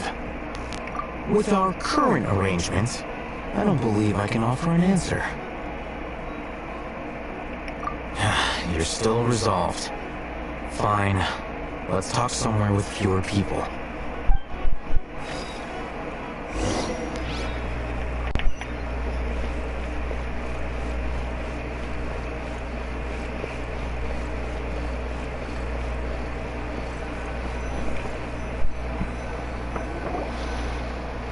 Let's continue our conversation here. If you wish to learn more about the knowledge capsule that the Academia lost, then you must help me with something. I need you to find someone named Dory, a traveling merchant. Unlike the peddlers who hawk inferior knowledge capsules, she often has quality goods in stock. The short one Some say with that glasses? as long as there is profit to be made, there is nothing she won't dare to sell. She's guarded against people from the Academia because most of her wares don't comply with Academia regulations. I think she blacklisted me. I met with her informant, but it soon became clear that they had no intention of letting me get any further. Become one of Dory's customers and earn her trust. This is my condition for further collaboration. Alright. Why do you want us to meet with her? Until you complete this task, you don't have question privileges. Okay. Fine. So how do we go about doing this? You two are outlanders who haven't been here for long, so Dory should view you as safe clients. I'll give you the informant's address and their contact password. Beyond the password, though, I have no way of knowing what other tricks she might have up her sleeve. You'll have to improvise. This is kind of nerve-wracking. The true challenge begins after you meet her. She has a keen nose for Mora and a shrewd eye for wares, and she only likes customers who she deems to have good taste. I'll prepare some funds for you. Buy her highest quality wares and earn her approval. What? We only just saw a knowledge capsule for the first time! We don't know how to tell which ones are good and which ones are bad. Is that something we can learn quickly? That's true. Have you two heard of elemental sight? Oh, that's a surprise. Guess I'll have to hold you in higher regard. Anyway, that ability should resolve your issue.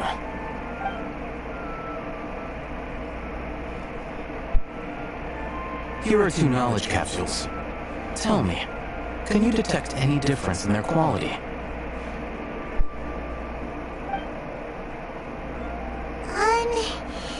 They look the same to Paimon. Try inspecting them with elemental sight.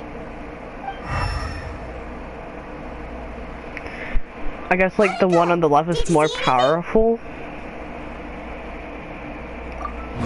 notice it that higher quality knowledge capsules generally appear brighter when viewed through elemental sight. What did I just say?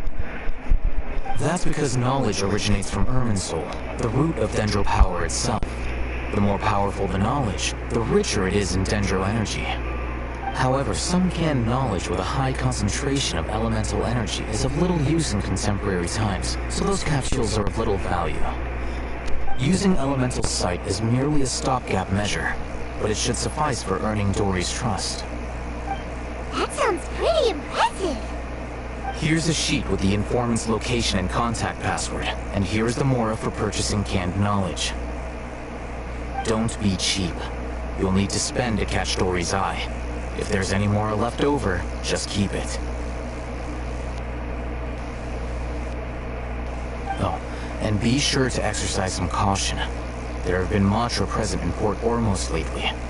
Your efforts will be for naught if they catch you. Matra?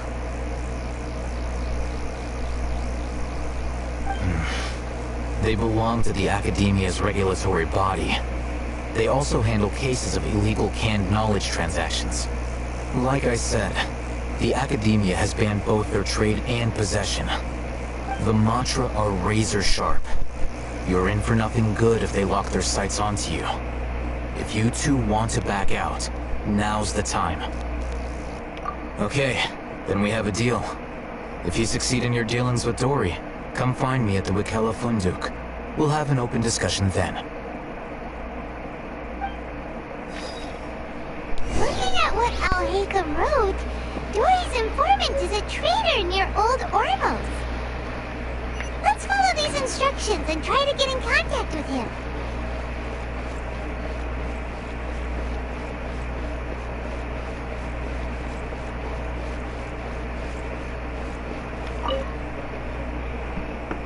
Hello. What are you two looking to buy?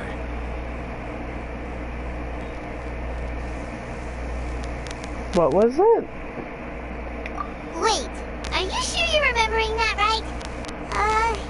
Hyman doesn't think it was that on the paper. Okay. What a unique palate. We have unripe horror fruits, but we usually keep them in the back. I'll have someone escort you. Following the paper got us past the first round. Ronak, these two want to buy unripe horror fruits. Show them to the warehouse. Got it. You two, please follow me. Ow. You two have a fascinating fashion sense. We haven't seen a customer wearing a Sumeru rose for quite some time. Hold on. Let me think. Sumeru rose means common merch.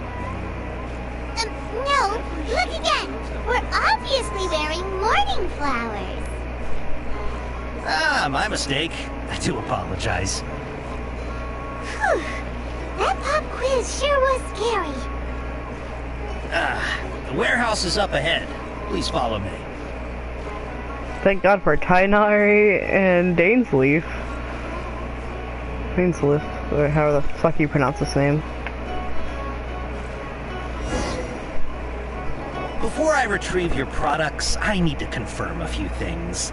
Oh God. Please forgive me, but we may not have sufficient stock for you today. Earlier, many of our hara fruits were taken by mice.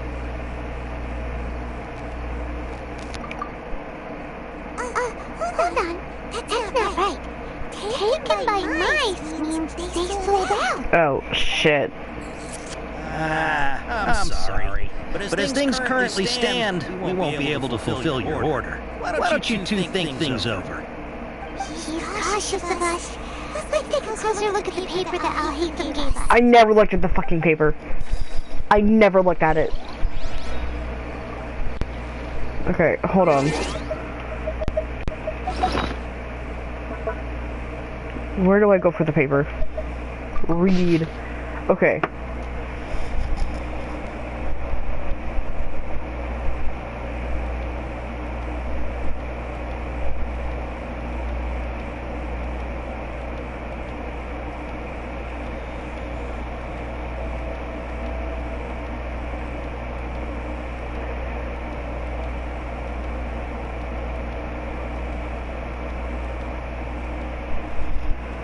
hold on. Let me take a photo of this.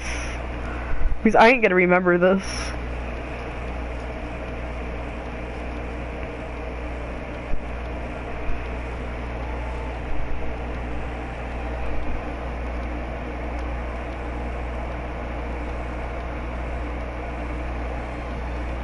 Alright, I got it. Yeah, no, I never looked at the paper, so therefore they cannot blame me.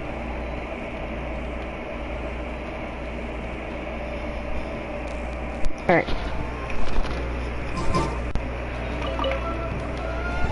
Before I retrieve your products, I need to confirm a few things. Please forgive me, but we may not have sufficient stock for you today. Earlier, many of our horror fruits were taken by mice. Thanks. If better goods come in, you'll be first to know. You look like you have some skill. Why don't I pick out some fruits that'll make you dizzy? Hold on.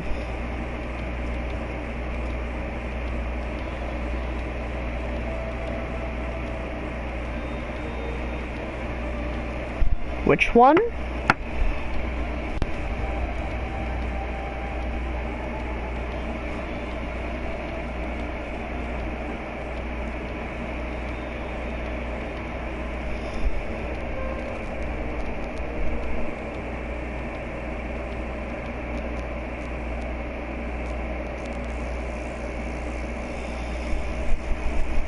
Dude, I'm fucking confused.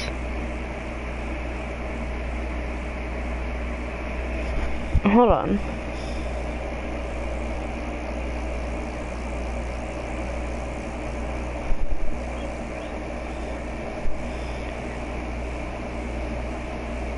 Which one is that?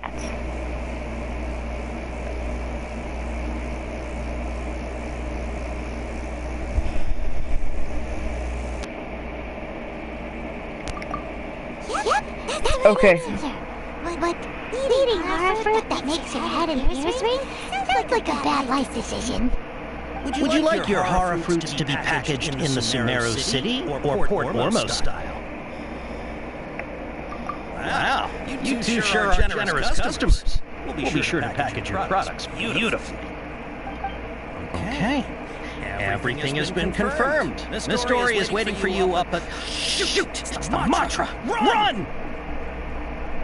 What? The matcha? Where? Oh, I hate it. We're done for it. They catch us. We gotta get out of here.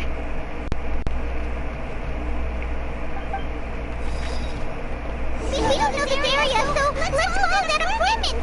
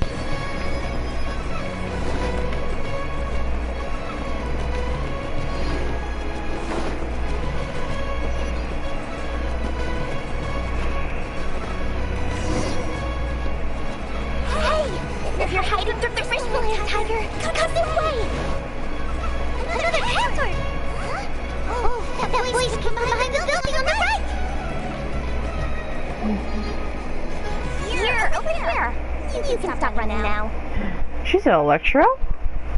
Ooh. So you were the one who was calling out to us just now. But, are we definitely gonna be safe here? These two good customers wish to buy some horror fruit, Miss Dory. And if there's nothing else, I'll just excuse myself. Oh, very good. Thank you.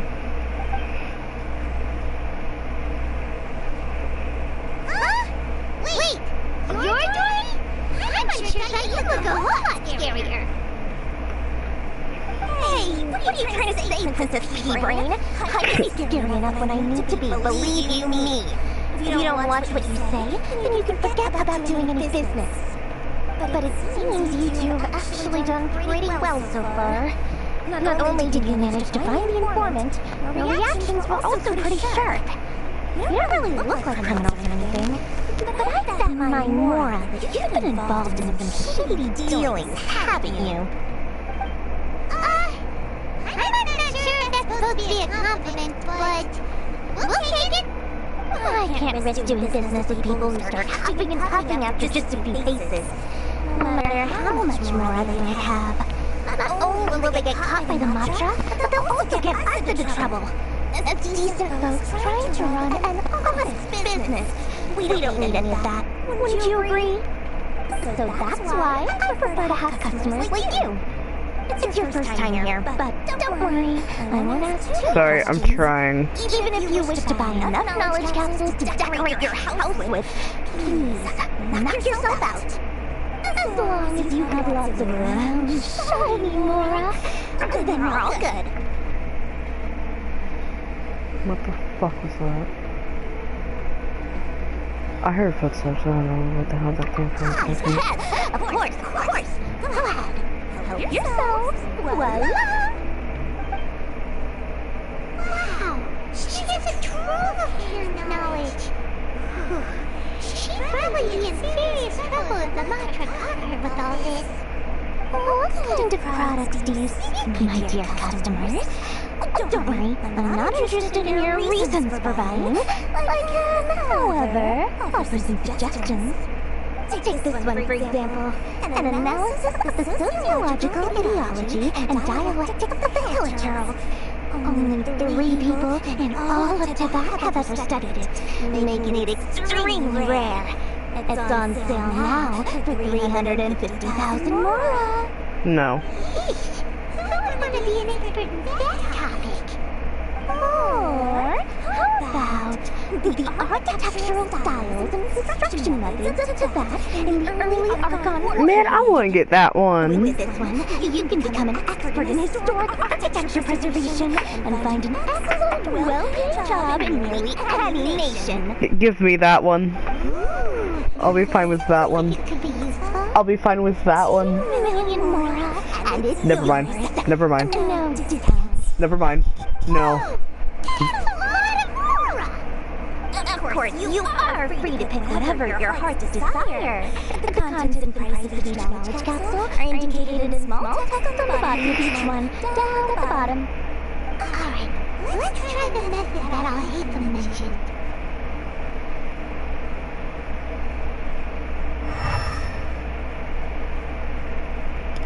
So... Okay.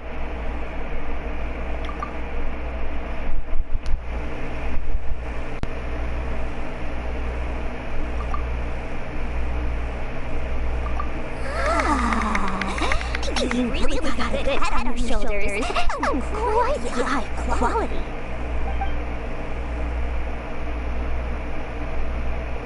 Take these, please, thank you. Oh my, you are blessed with taste for both the exquisite and the extravagant. Customers like you are a rare breed. 1 in 100. No, 1 in 1,000 even. Listen. I have a special offer for you two. If you spend just 100,000 more, you can pick any knowledge capsule of your choice up to a value of 1 million Mora. Say what now? Hey, did you hear that? Spend another 100K and we get a capsule worth a whole million! But all the hidden knowledge we just bought is easily worth 500,000 Mora. If we spend just a little more, we can get something worth 1 million Mora. Isn't that a fantastic deal? No. Think about it.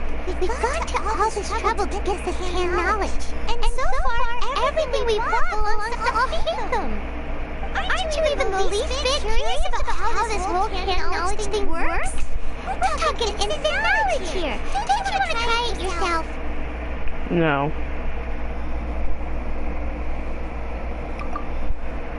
Come on. still have around 100,000 of Alhaitham's more left. So let's put it to good use by finding something useful for you. You got a deal, Dory. We'd like to spend an extra 100,000 Nora. Excellent. Please, select from this fine collection of canned knowledge over here. God damn it, Pylon. Hold on a second. I thought we could choose whatever we wanted. Why don't we choose the ones from over there? Oh, my dear customer, the knowledge capsules over here are worth 1 million more each. I'm sure discerning customers like yourselves will be able to find something to your liking. Please, take your time. Oh, Paimon has a bad feeling about this. Let's use Elemental Sight again to check these.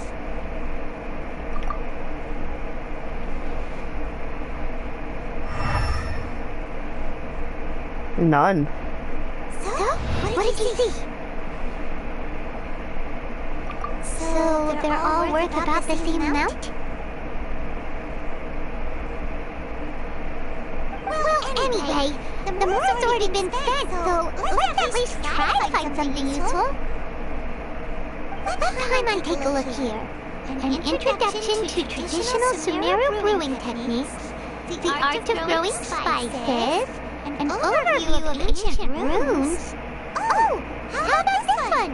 Sword fighting technique 8. Not sure we'd ever find volumes 1 through 7, but at least this knowledge should be useful, right? Let's go with this one. Dory, we'll take this one. Alright, very good. I'm expecting some new goods in the next couple days, so be sure to check back again soon. Whether it's canned knowledge or anything else you need, bring your Mora to Dory and doors will open. I hear that Dory went smoothly enough. Let's head to a common food and eat up with Alhaitham. Hopefully now he'll finally tell us about what the Academia lost.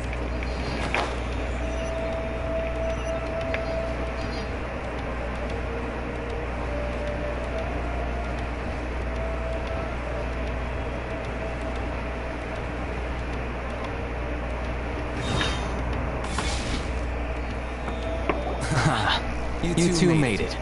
And from the looks on your faces, you were successful. Whoa. There's so many people from the Academia here. Why did you pick this place as our meetup spot? Well, Wikela Funduk is under the Academia's control, so naturally the Academia has people working here. I came to Port Ormos under the pretense of conducting official business.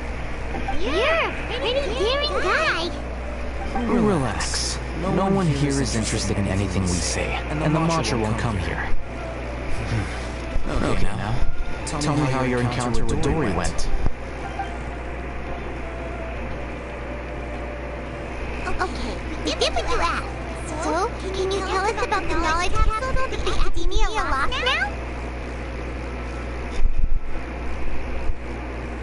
Before that, I have to ask.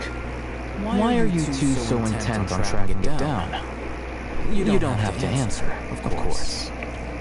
Yeah! She just wants to meet the God of Wisdom and ask her about something important. She's been in Sumeru for a while now, but we still haven't found a way.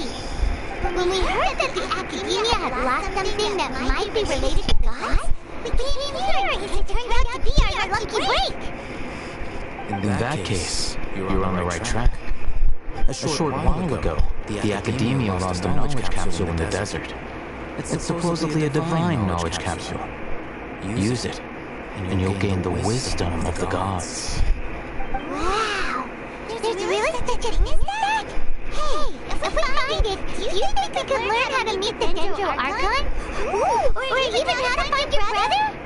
I highly doubt it has any mystical properties, but it does indeed exist. And it's right here, in Port Ormos. So, where exactly? That's what we need to find out next. I won't deny that. I am investigating because I'm curious as to what the divine knowledge capsule truly is. As you know, the Eremites in Port Ormos also have their eyes on it. It is an extremely precious item. The knowledge contained within me may bring great power or wealth to whoever has it in their possession. Several brigades have been vying for ownership of it as of late, but there is still no victor. My personal finances and connections cannot compete with those of the airlines. After attempting various methods, I finally managed to reach a tentative agreement with several brigades. I agreed to forego ownership of the Divine Knowledge Capsule in exchange for the opportunity to study it. After all, there's no harm in understanding what it is. However, there are those who are less amenable to negotiation, such as those from Ain al-Ahmar. They adamantly believe that the Divine Knowledge Capsule contains King Deshret's power, and that he will return to this world when they obtain it. They refuse to let anyone from the Academia tarnish their deity's soul. So you kept hounding them because they refused to cooperate with you? Yes. Ain al-Ahmar isn't exactly wealthy, but its members are determined to get that capsule by any means necessary. To that end, they've resorted to many methods more foul than fair in order to amass sufficient funds. So, I've been sabotaging their business to force them into negotiating with me. The Divine Knowledge Capsule should be up for a secret auction within the next few days. Each brigade will place their own bid, and the prize will be covertly given to the winner. To ensure the capsule's security and to evade the Mantra's notice, the winning brigade will not publicly disclose their victory. Unless I know whose hands the Divine Knowledge Capsule ends up in, my agreements with them will fall through. Dory is the most reliable source of information, but that avenue was previously closed to me. With you on board now, the situation is different. In other words, you wanted us to befriend Dory so you could find out where the Divine Knowledge Capsule is. Why did I read that as boyfriend? You can do that. But this arrangement harms none of us. The day after tomorrow, go back to Dory and try to purchase information on the Divine Knowledge Capsule's whereabouts. If she has no information, wait 2 days and approach her again. If I get the opportunity to study the Divine Knowledge Capsule, I will relay my findings to you. Will that suffice as compensation? Okay, then we'll meet up in 2 days. Before you go, we actually bought a knowledge capsule for ourselves, but we're not sure how to use it. You two want to try using a knowledge capsule? Sure, I can teach you. Doing so right under the Academia's nose is a bit problematic, though. What do you say we head to the outskirts of town? Doing illegal shit with all Haven. Where do I go? Ah. It feels like that we're doing drugs.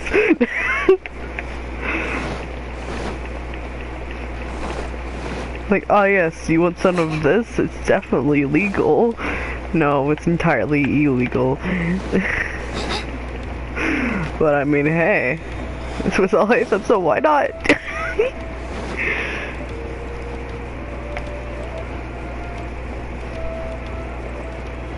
In case if y'all haven't seen my Snapchat feed, y'all have no idea what the fuck I'm trying to talk about. Only a slight few of you would. Alright, this place works. Show me the capsule you purchased. Here! Sword fighting techniques 8. A combat class knowledge capsule. This class is something of a rare find these days, since most have been taken by the Eremites to augment their battle capabilities. Really?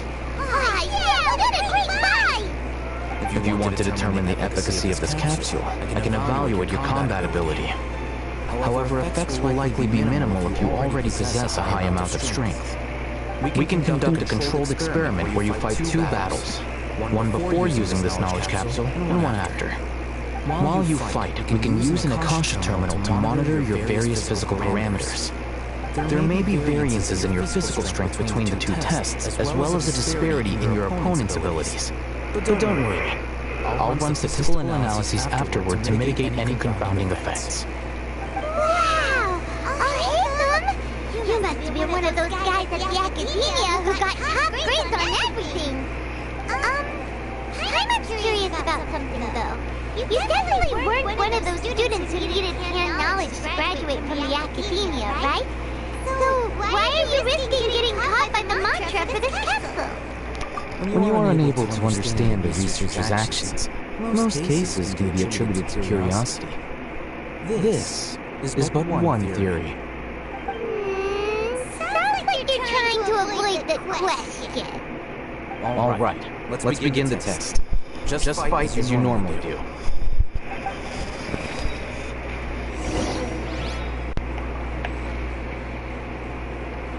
What, those? Those? I'm gonna take that as a yes.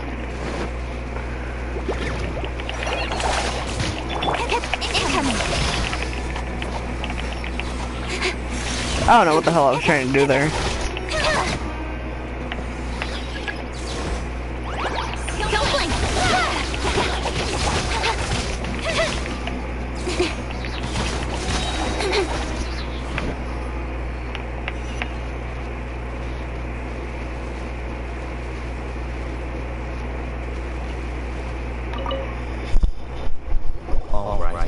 Link your Akasha terminal to record data.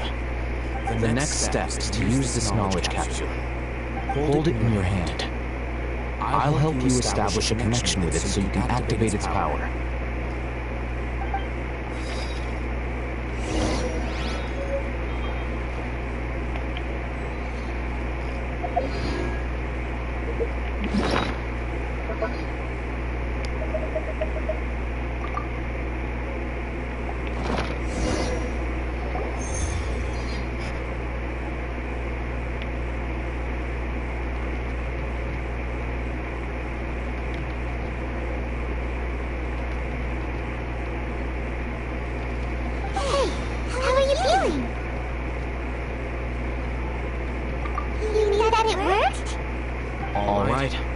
Time for round 2.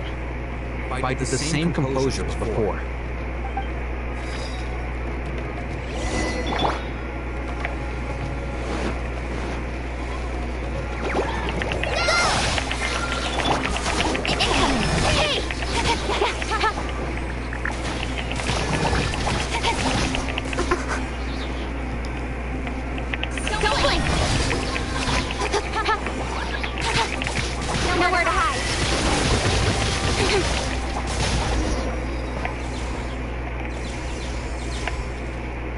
Where? Oh.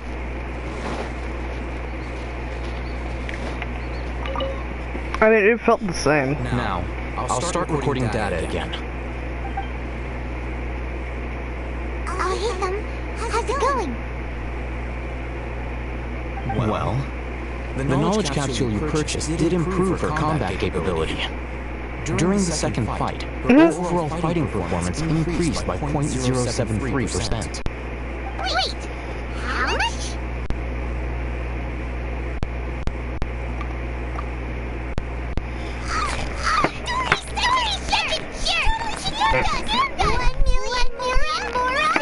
Ow. Ow. Of course. This could be because she is so powerful that the capsule's contents were unable to produce a substantial increase.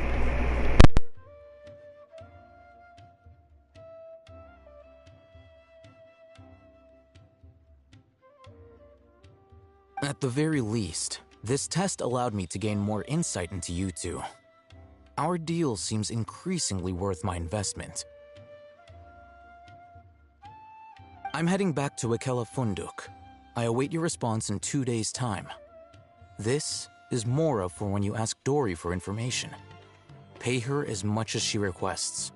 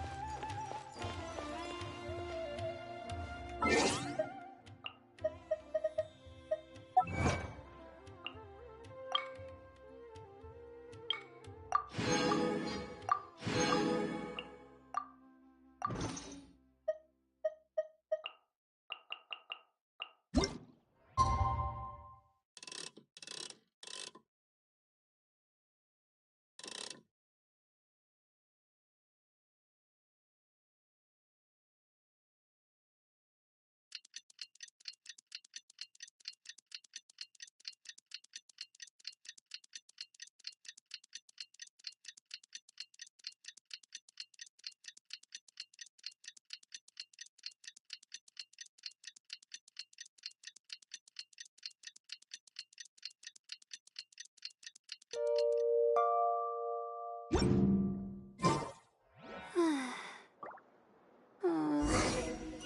see Dory today and ask her about where the Divine Knowledge Capsule is.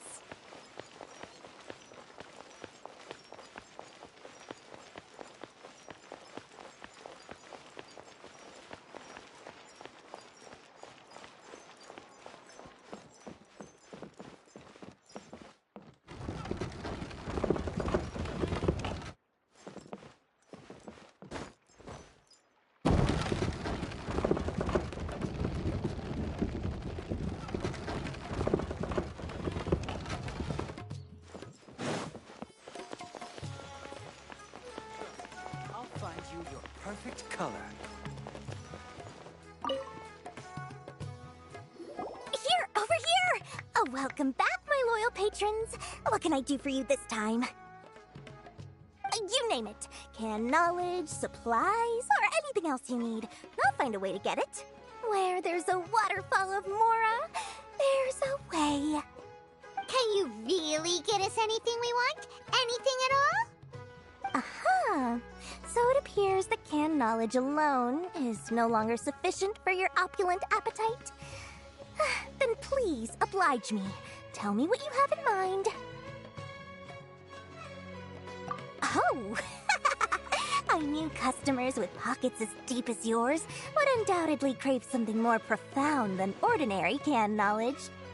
But you know, that kind of information isn't going to be cheap.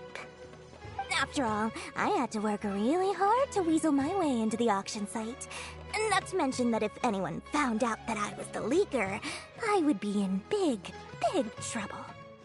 But how can we be sure your information is accurate? Paimon's curious how you just happen to have this kind of info the moment we need it. Because to me, anything of value is what I consider to be my supply. Therefore, I must always be aware of what's hot on the market in order to secure more sales. As for the information's authenticity, well, you've no need to worry about that. I used a camera to take a picture of the transaction. That way, no one can dispute it. It's always a pleasure doing business with such sterling patrons. Now that you've paid in full, here's the scoop. The Divine Knowledge Capsule was purchased yesterday by a certain Misery, the leader of Ain el Ahmar. Ain el Ahmar? You mean the Aramites who worshipped King Deshret? Ah, so you're already familiar with them. The group has done everything in their power to obtain the Divine Knowledge Capsule. After all, they believe it contains the power of King Deshret. That Divine Knowledge Capsule is unlike any other canned knowledge I've seen before. It was glowing bright red. The capsule is clearly visible in the picture I took. You can look for yourself. Thanks for the info, Dory. Please, it's my pleasure. It's all thanks to discerning customers such as yourselves that my efforts yesterday were not in vain. Please, don't hesitate to contact me if you ever need anything else in the future. Mora for Dory opens doors. Well, we figured out where the Divine Knowledge Capsule is. It turns out it ended up in the hands of Ain el Ahmar. Let's head back and talk to Al-Haytham. True history is sometimes even more exciting than legend.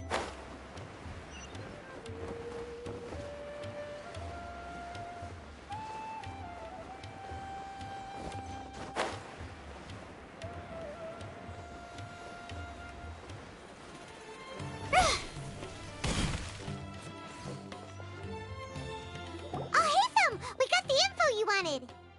Really? All right. Let's hear it. Dory even gave us evidence to verify the intel. Have a look. Huh, look at that. Clear as day. It must have taken some guts just to infiltrate the scene of the Eremites transaction. But then to get close enough to take a picture like this. Bold move, Dory. Very bold move. All right. The person in this picture is indeed Misery, the leader of Ain el Ahmar. And the glowing red capsule he's holding appears to be the Divine Knowledge Capsule. In which case, if we play our cards right, When we confront them next week, we should be able to force them to show their hand. At first, Paimon didn't get why you were provoking these Ain El Akhmar guys. But now, it sort of makes sense. Everything's playing right into your hands. After we defeat them, we can finally have a serious talk with their boss and get them to lend us the Divine Knowledge Capsule. Thank you for your time and efforts. Take a few days off while I make some preparations. Let's meet up again on the afternoon of the arranged date, 3 o'clock sharp. See you then.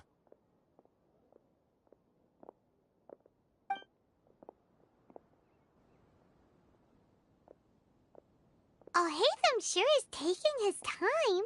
Where could he be? Oh, there he is. Sorry to keep you waiting. Let's head to the pier in front of Pharos Lighthouse.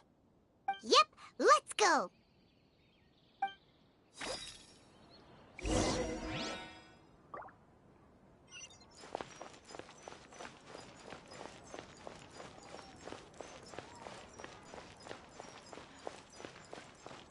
These cursed scholars have ruined all of my precious ancient books.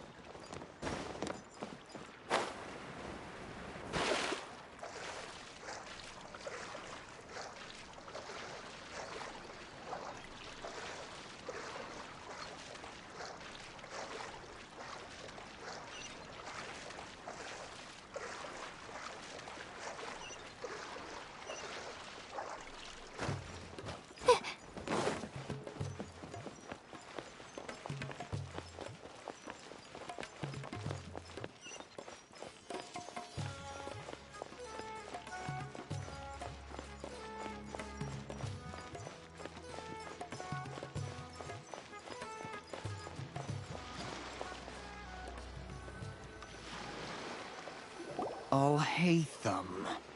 I knew you were crazy, but I didn't know you were crazy enough to actually show up. It was I who demanded that these negotiations take place. I was more worried that you might go back on your promise. But to your credit, it appears that you're sticking to your word. This is turning into quite an occasion. I also brought some backup. I assume you don't mind. Backup? Aren't you the brat from the restaurant the other day? You've come to support this lunatic because he helped you out? Fine, your funeral. I'm not going to mince my words. Once we're done with you, you'll be nothing more than fish food. Get 'em, boys!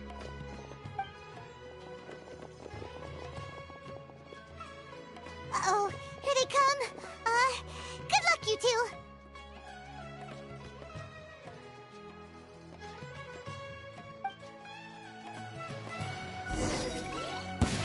That's close enough.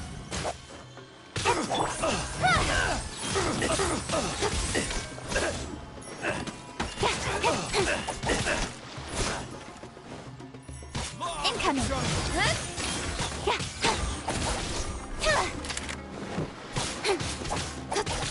Don't be scared.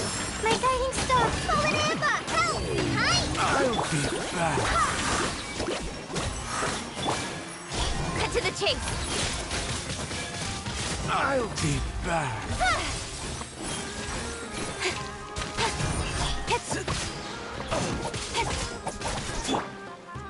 Barbados, guide us. Go as one! You... Academia scum!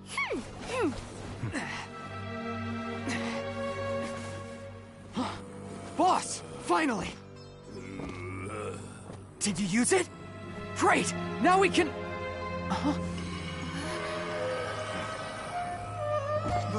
Boss?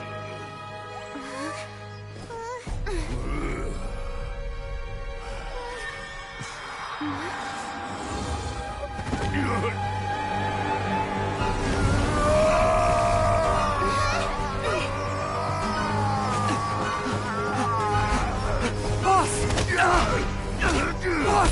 What's wrong? What happened to him? We have to cut his Akasha connection, now.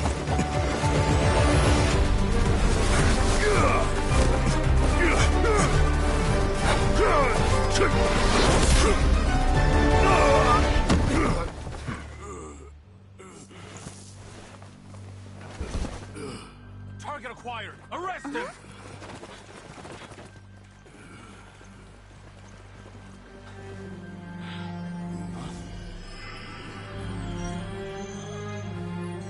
Do not impede our work. Is that understood, Al-Haytham? Of course. I was only trying to help. Take him away!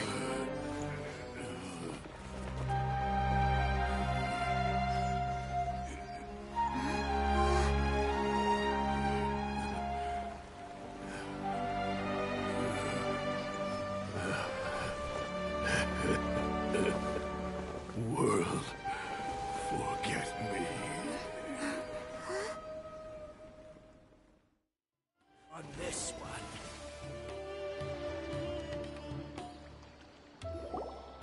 Huh? What into that just happened? It's like that big guy suddenly lost his mind. It looks like he used the divine knowledge capsule. You mean the divine knowledge capsule did that to him? Oh, yeah. You mean how some researchers go insane after getting knowledge from Irminsul? I've heard of numerous incidents of researchers in Satyavada life going insane. The state that man is now in suggests that this is a similar situation.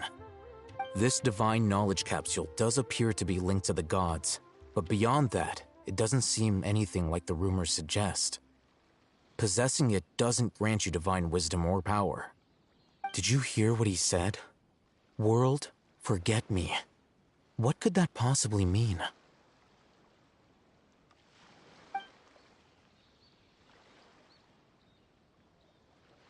If the mantra took him away, then that means the Academia got the divine knowledge capsule back too. What a shame. We were so close. Still, Paimon didn't expect the divine knowledge capsule would be so dangerous. Imagine if we tried to open it. Oh, who knows what would have happened to us?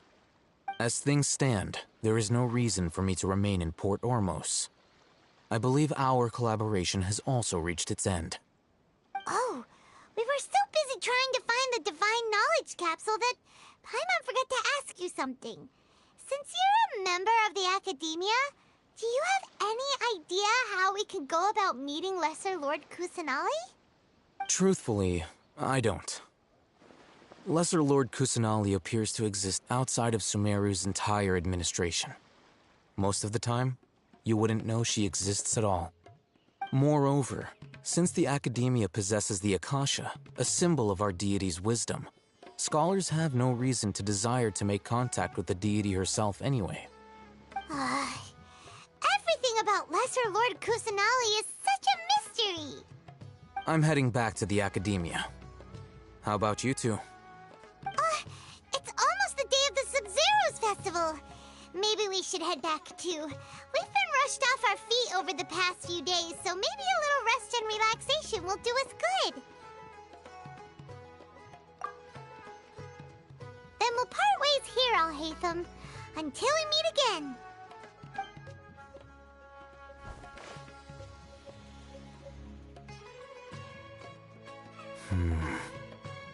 Now, do I deal with this thing first? Or should I produce the report that the higher-ups require?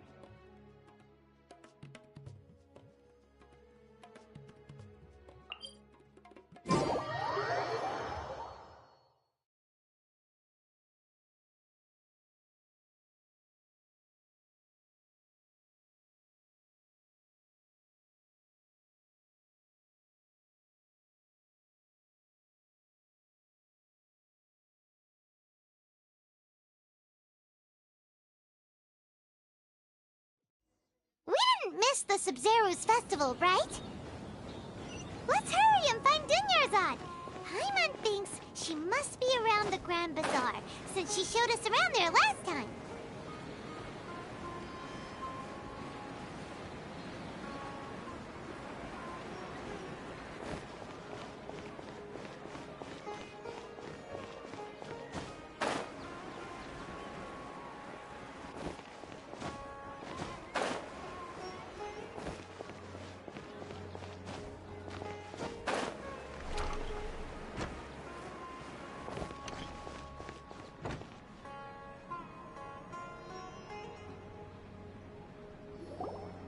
There she is! Dunyarzad! We're back! Just as promised, Traveler and Paimon.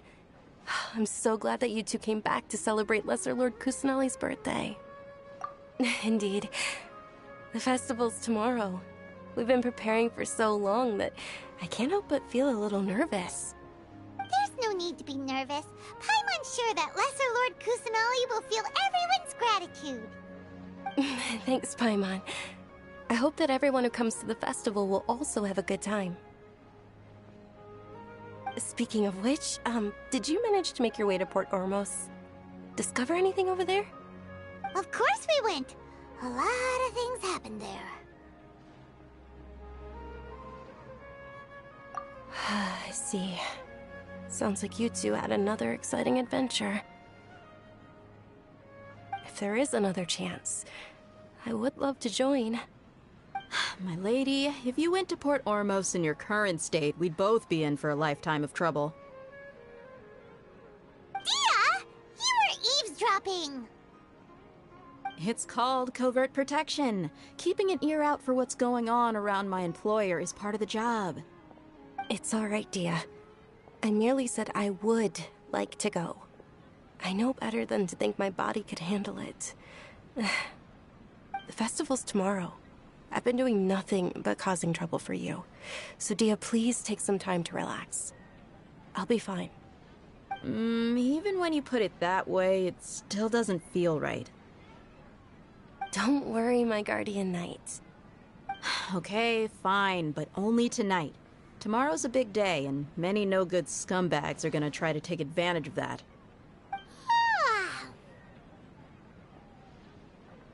Oh, you two must be exhausted from your long journey back to the city. My apologies for not realizing this sooner. I've already prepared a room for you to rest. Please follow me. Whoa, you're so thoughtful. Paimon's so ready.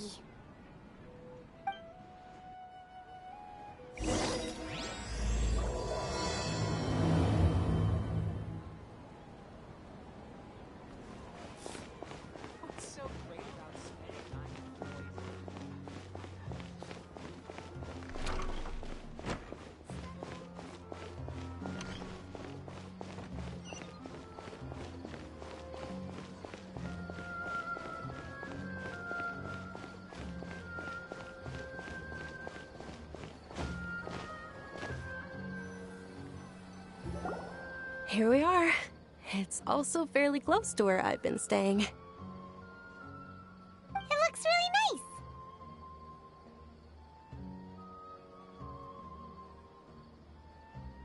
nice. Not at all. Just tell me more about your adventures when you next get the chance. That's Paimon's specialty. Paimon can tell you stories next time. Oh, if you don't mind, how about we all walk around together tomorrow? All of my friends will be working the festival, and Dia is still insisting on her covert protection. Yeah, it'll be pretty hard to relax and enjoy the festival if Dia's constantly hovering over you, right? Then let's meet at the nearby bazaar first thing tomorrow morning. Have a great night. It's a deal. Good night, Dunyarzad. I may be too excited to fall asleep tonight. See you tomorrow.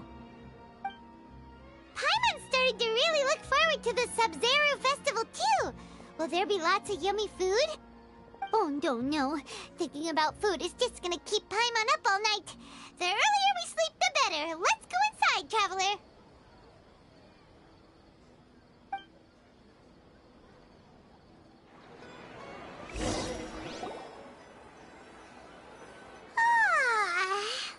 oversleep? We should go meet Dunyarzad right away!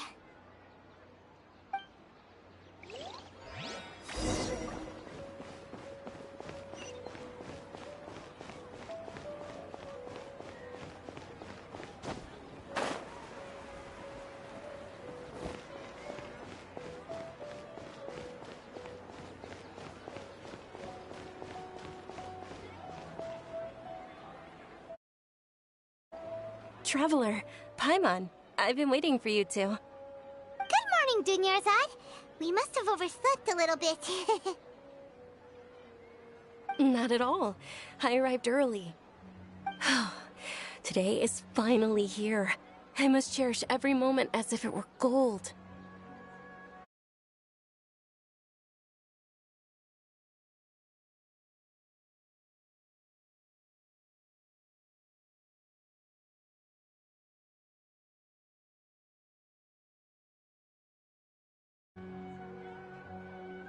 You've worked so hard for this day. You gotta enjoy it to the fullest. You know it. Oh, it's just that, as expected, I had some trouble falling asleep last night. I'm hoping my body won't be too much of an issue today. Well, shall we? Let's start with the stalls over there. Many vendors came out of the blue to support the event, and they insisted on covering costs themselves. Let's go give them some business. They paid for everything out of pocket? Oh, sounds like they're not in this just for the Mora. They all said that contributing to a lively festival atmosphere is more important than money. Especially since we don't often get to celebrate Lesser Lord Kusanali's birthday. Ooh, they're selling food over that way! Let's go... This is a stall offering foods from the Haftmewa feast. Oh, you could tell straight away. I thought most people nowadays wouldn't know. Mushrooms, flowers, and all kind of fruit? It's all vegetarian stuff. Oh, Paimon's a little disappointed. So, what's the Haftmewa feast you mentioned just now? It's another Sub-Zero's festival tradition. People used to set their tables with 7 different foods. Generally speaking, the most common selections were foods like Rukashva mushrooms, Nilopala lotuses, Sumera roses, Sunsetias, Kapalatas, Hara fruits, and Zaytun peaches. So, the Sub-Zero festival is a vegetarian holiday? You don't have to be a vegetarian to enjoy the spread. We just use the 7 foods to symbolize the 7 virtues of the Dendro Archon. Wait, but if that's the case, if Sumero uses vegetarian food to represent the Dendro Archon, then wouldn't the Pyro Archon's festival be full of food like roasted fowl, juicy meatballs, grilled steak? Oh, Traveler, we have to go to Natlan as soon as possible! I hope your wish comes true one day, Paimon. Thanks! Alright, how about we also check out some of these other stalls?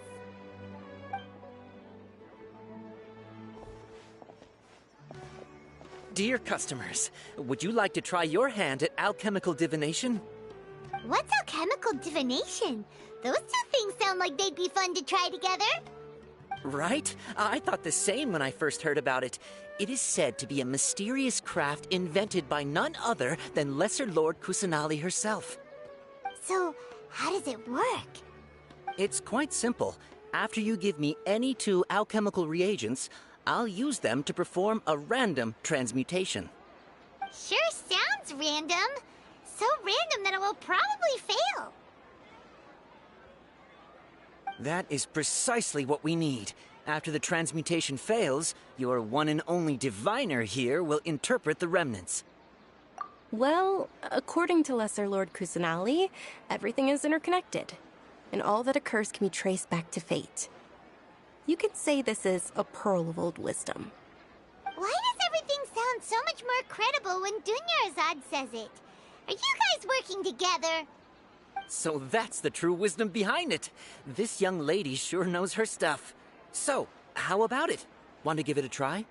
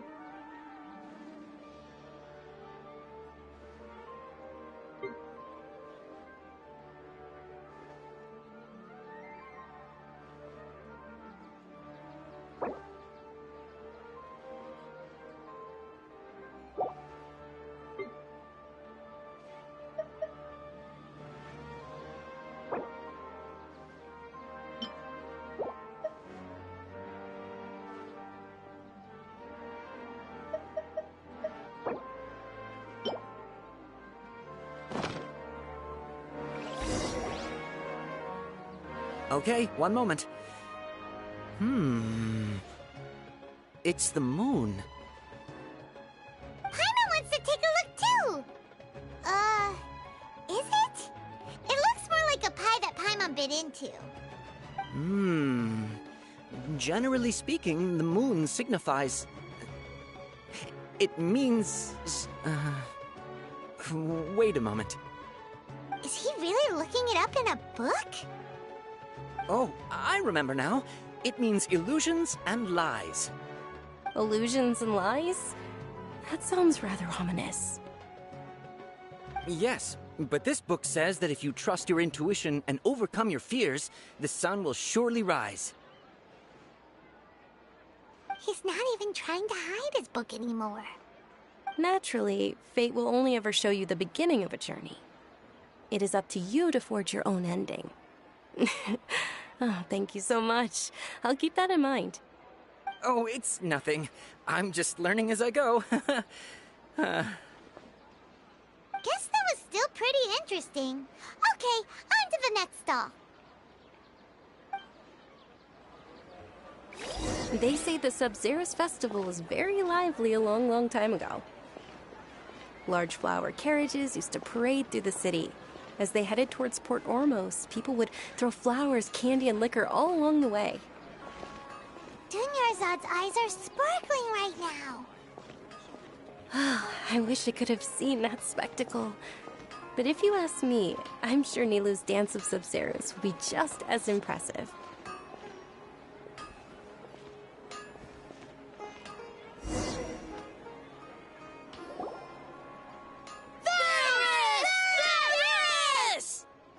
Attention!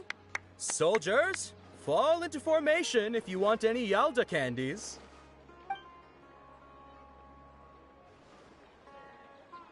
It's a weird guy with a weird hat. Hey, it's Dunyarzad! Wow!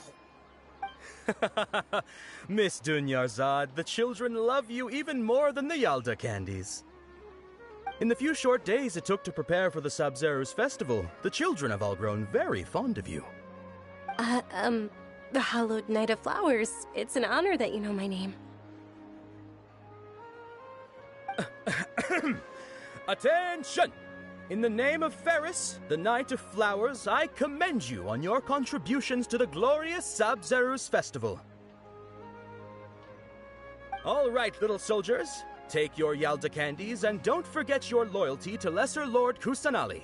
Dismissed! Yes, Knight Ferris!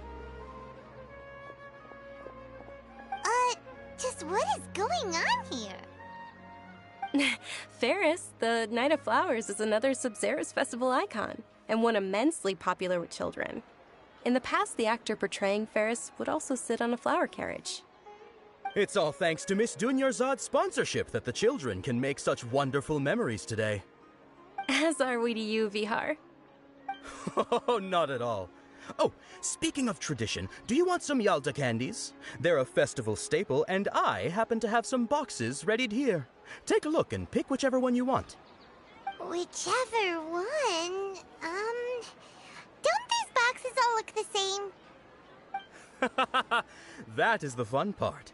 Each box contains a random flavor. It's up to the luck of the draw. Flavors include lavender melon, hara fruit, sunsetia. Ooh, those all sound pretty good. And there's also lizard tail and oni kabuto. Huh? What's up with those two flavors? Oni kabuto is a little spicier than lizard tail. Dunyarzad, you tried them before? Traveler, help Paimon pick one. Paimon wants the sunsetia flavor. It's all right. Paimon believes in you. I also believe in your intuition. Great! These boxes of candy are numbered 1 to 5 from left to right. Which one do you want?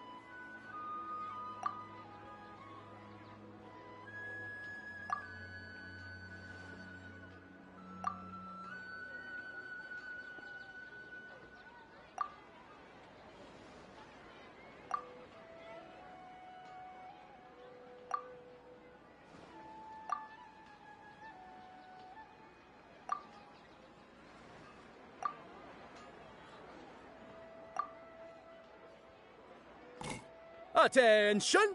That's unfortunately Lizardtail. Oh, Paimon thought you survived so many epic battles because you had incredible luck. But looks like Paimon was wrong. The Sunsetia-flavored candy was in box number 4. How about this? The most important thing is that everyone has a good time at the festival. So please, take both boxes. Really? Thanks a lot, Knight of Candies!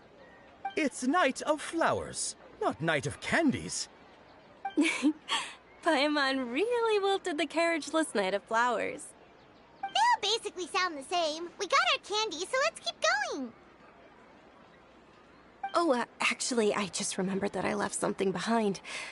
Since you're here, can you come with me to get it? Dunyarzad, you probably forgot because you're so excited about the Sub-Zero's festival. How embarrassing.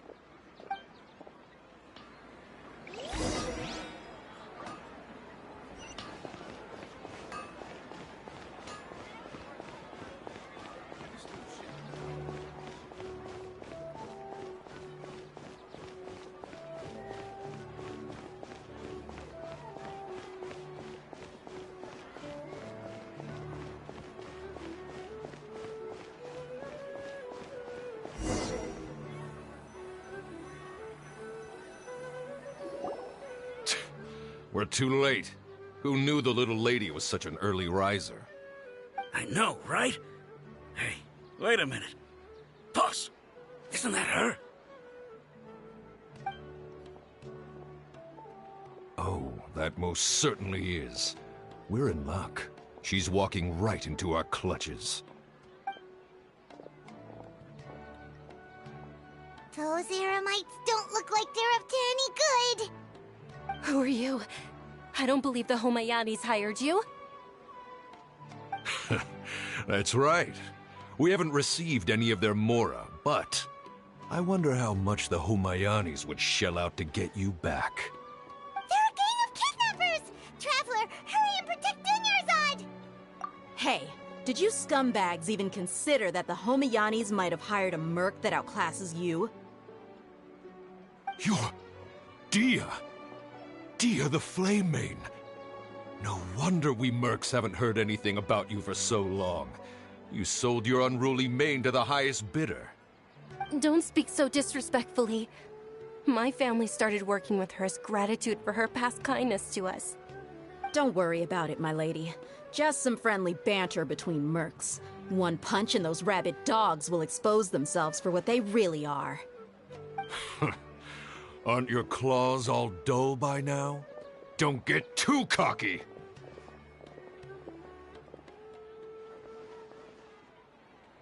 Traveler, take Miss Dunyarzad to a safe location. No, we're gonna stay and help. There's too many of them. You're right. All right, fine. Please be careful, Dia. Don't waste your time worrying about me. This is my job. Look out for yourself.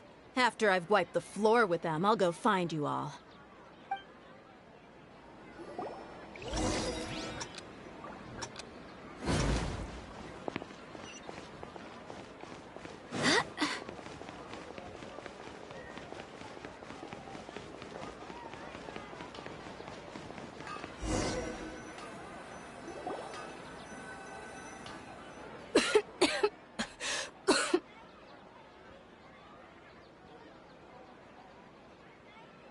Dunyarzad, are you okay? You look a little pale. Are you in shock? I'm fine. My body always reacts like this whenever I exert myself too much. You sure you're okay? I'll be fine after some rest. I'm more worried about Dia. After all, none of this would have happened if I hadn't insisted on coming out today. Yeah, don't worry.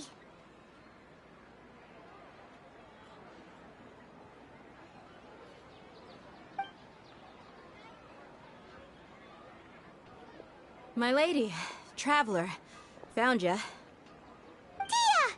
You took care of them so fast! Any more of them? Or rather, did anyone follow you? Dia, your arm! Oh, this? I'm fine. It's just a scratch. Normally, they wouldn't have been able to land a hit on me at all, but I'm still getting used to this new greatsword. Please, let me take a closer look. Come on, it's nothing. Us mercs aren't as fragile as you think. Hold on, you said something about a new greatsword. What happened to the one you were using before? About that. Well, I sold it, because I was low on Mora. Stuff like this happens every now and then. It can't be. The anonymous donation that was used for the venue's final round of preparations?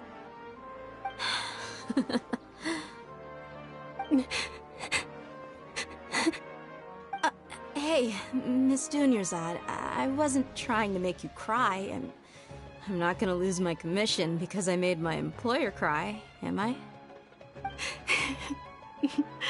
Okay, making your employer cry won't affect your commission, but selling your weapon without permission and getting hurt? I'll have to reevaluate your performance.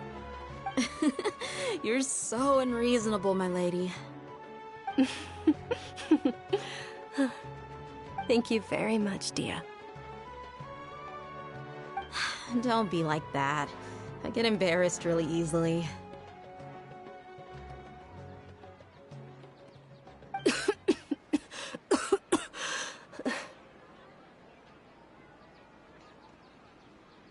Are you feeling unwell again, Dunyarzad? My lady, your condition. Traveler, can you take her somewhere to rest? I'll look around the area to make sure we're safe from an ambush. Truly. I'm sorry for the trouble, everyone.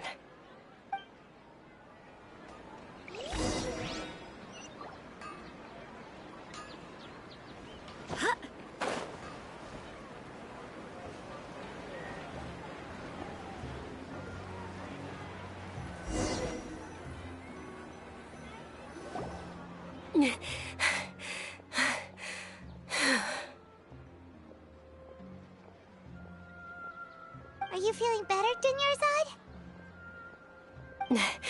Yes, much better. Just give me a few moments and I'll be good to go. I didn't realize you were concerned about it. I guess I shouldn't continue to keep it a secret. I was actually born with Elazar. It's terminal now. Can't believe it's Elazar!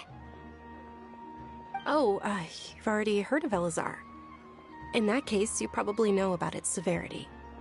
Sumeru's current medical advancements still haven't been able to find a cure. The disease's progression can only be delayed through environmental therapy. Dunyarzad. There's no need to be sad.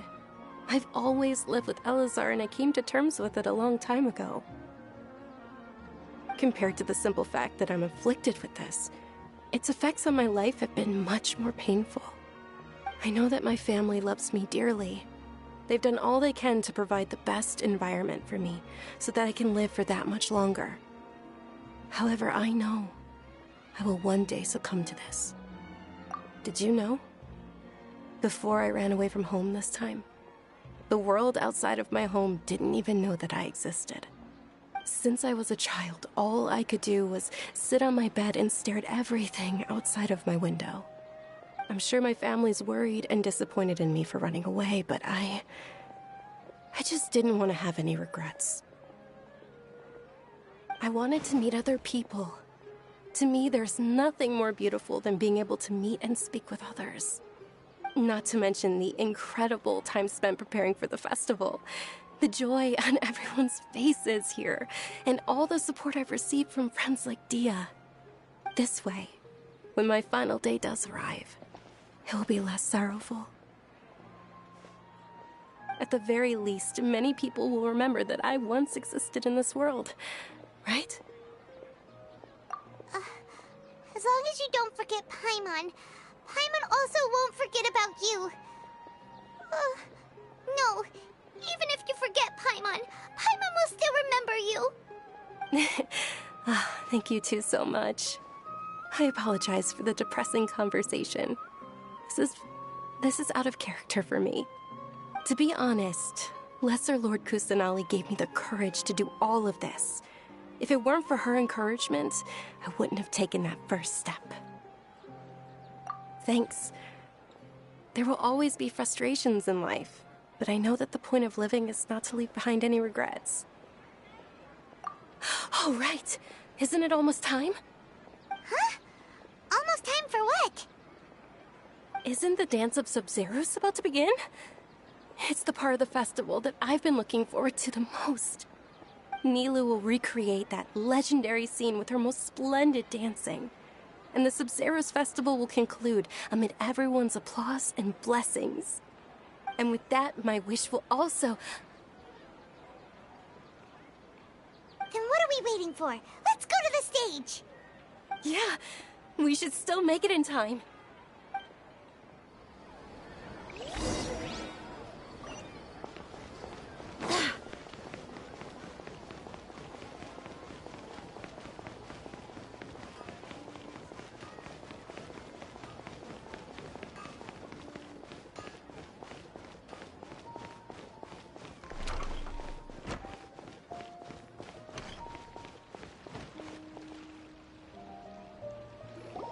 Were you not aware that the law prohibits this type of performance from taking place without prior permission? Over there! Someone's yelling at Nilu! I think I just saw the Academia's Grand Sage. Why is he here in person? But the Dance of Sub-Zeros is one of the key parts of the Sub-Zeros festival. If we can't perform it... The Sub-Zeros festival. The law also prohibits the private hosting of large-scale religious festivals. Only the Academia can host such an event. If you continue to resist, we will have to order an investigation into every single event organizer. The Grand Sage has already granted you much leniency. I advise that you exercise tact. How did things turn out like this? The Academia was originally responsible for the Sub-Zeros festival, but they failed this responsibility for many years. I need to speak with them. This is a hard pill to swallow, but you're right. Things would only get worse. Art, dance. Aren't you ashamed of pursuing such frivolous and meaningless activities in this land of knowledge and reason? Our Archon created the utopia that is Sumeru City for all scholars who sought validity, verity, and truth, while people like you wish to defile it. No. I believe that our Archon never rejected the arts. Even the goddess of flowers dedicated a dance to her. With your lack of intellectual credentials, I do not believe you are qualified to debate with me. What you should be doing is finding workers to tear down this ridiculous eyesore.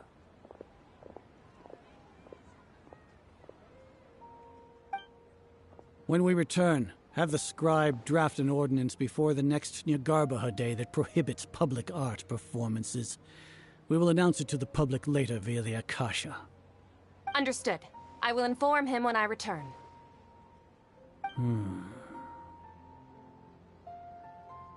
The Sub-Zeros Festival. Go celebrate the birth of that god to your heart's content. Nilu, are you okay? Oh, Dunyarzad. You all saw that just now? The Grand Sage ordered us to stop the performance. Yeah. Let's go somewhere the Academia can't find us and perform there. But how do we let everyone know? And what about the atmosphere on the stage? Or we could get people to block them off so they can't interrupt the performance. No. They just threatened to investigate the organizers. If we were caught... Nilu, it's all right. Don't worry about it. But you've been looking forward to the Dance of Sub-Zeros so much. And I know how important this festival is to you. I don't want you to have any regrets. It's okay. Seeing you care this much about my feelings is more than enough. It would be too risky to continue the Sub-Zeros festival at this point. I don't want to get everyone in trouble. If you say so. But you can sneak out for the next Sub-Zero's festival, right? We'll make sure the next one is a smashing success. The next one. Yes. Okay, it's a promise. It will be a smashing success. I can't believe this is how things turned out. Those heartless geezers. It really is okay. There's nothing we can do about it. Still, I'd be lying if I said I had no regrets. I would have loved to see Milu's dance.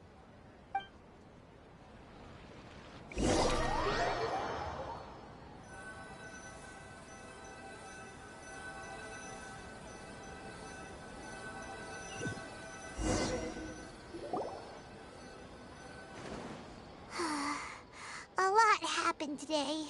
It's a shame the festival ended the way it did.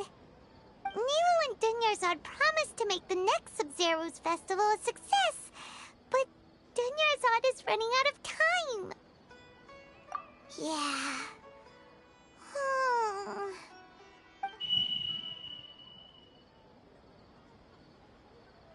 All connections have been secured to construct the most stable framework possible.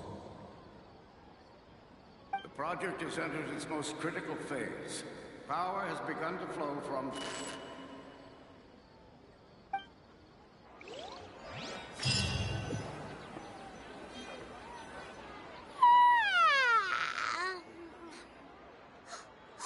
We're gonna be late! It's all because you wouldn't get out of bed! We should go meet Dunyarzad right away!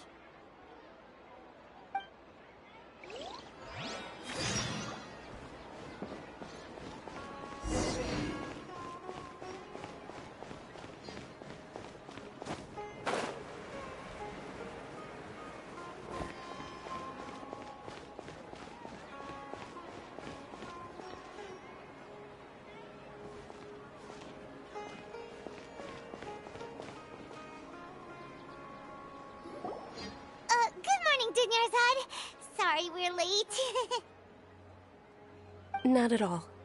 I arrived early. You seem kinda tired. Did you not get enough sleep?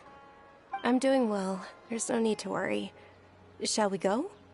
Let's start with the stalls over there. Sure! Traveler? Why are you just standing there? Let's get going!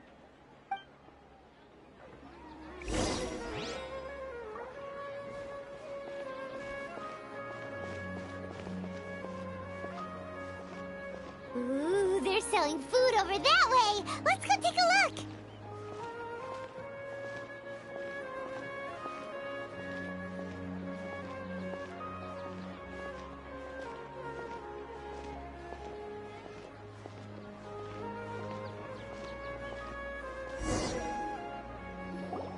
This is a stall offering foods from the Haftmewa feast. You are quite well informed, miss. I thought most people nowadays wouldn't know. They're all plants! Oh, Paimon's a little disappointed.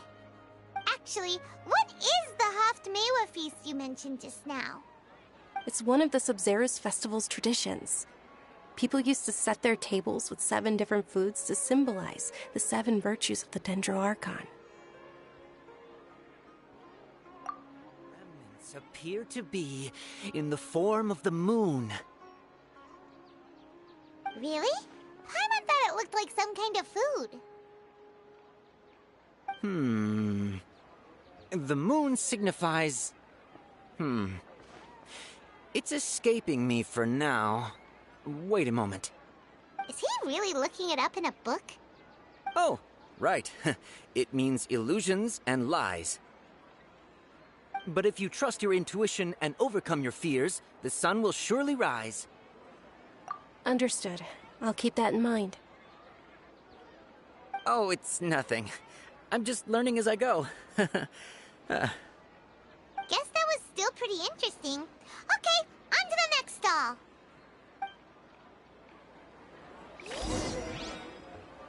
So, where to next?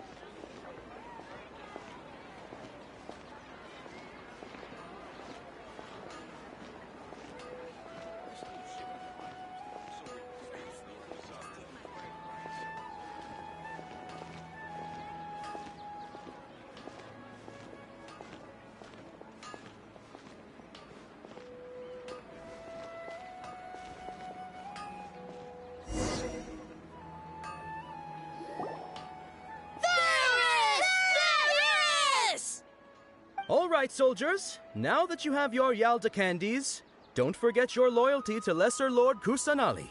Dismissed! Yes, Knight Ferris! What's going on? Is this a play? Ferris, the Knight of Flowers, is another Sabzeruz festival icon and one immensely popular with children. It's all thanks to Miss Dunyarzad's sponsorship that the children can meet the Knight of Flowers. Oh, do you want some Yalda candies?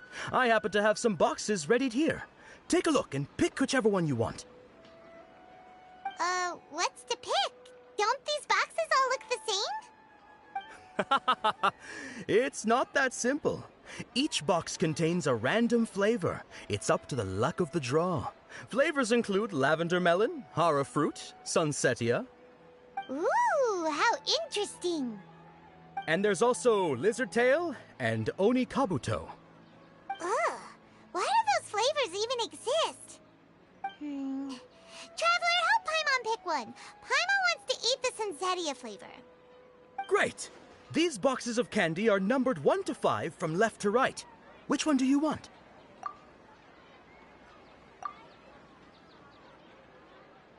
Ah, excellently chosen. Number 4 is indeed sunsetia.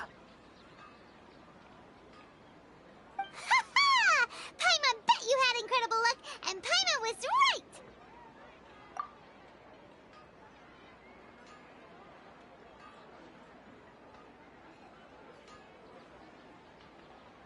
Huh?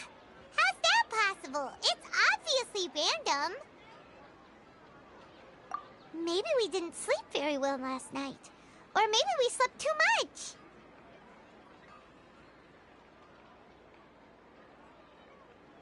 Oh, sure. Huh? Where are you going? You're just gonna walk off like that?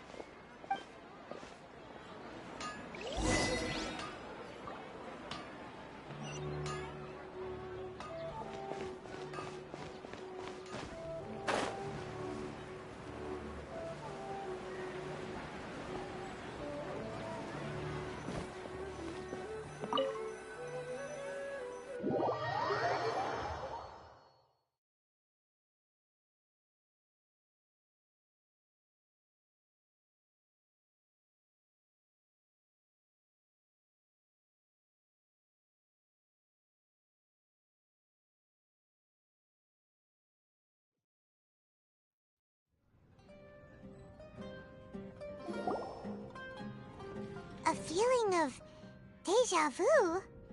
Oh, Paimon knows what that is. It's when you feel like you've already experienced whatever is going on. In that case, Paimon also felt something like that today. But that's just our brains playing tricks on us, isn't it? So why'd you run here in such a hurry?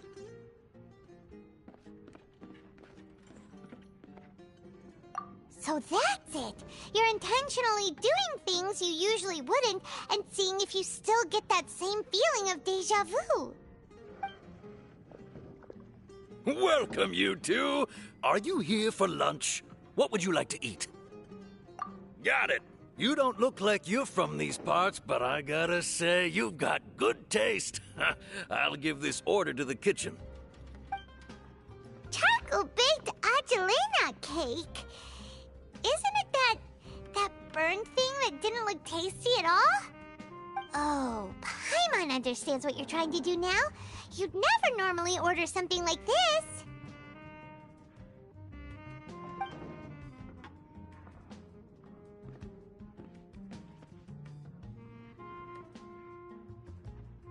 That thing? Are you really gonna eat it? Isn't this going a bit too far?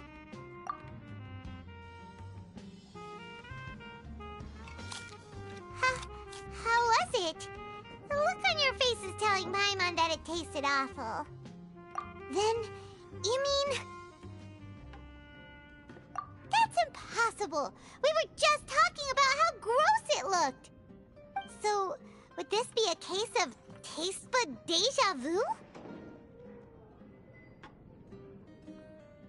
Paimon gets the impression that we've been here many times, even though we aren't regulars. How about we go out again and try something else?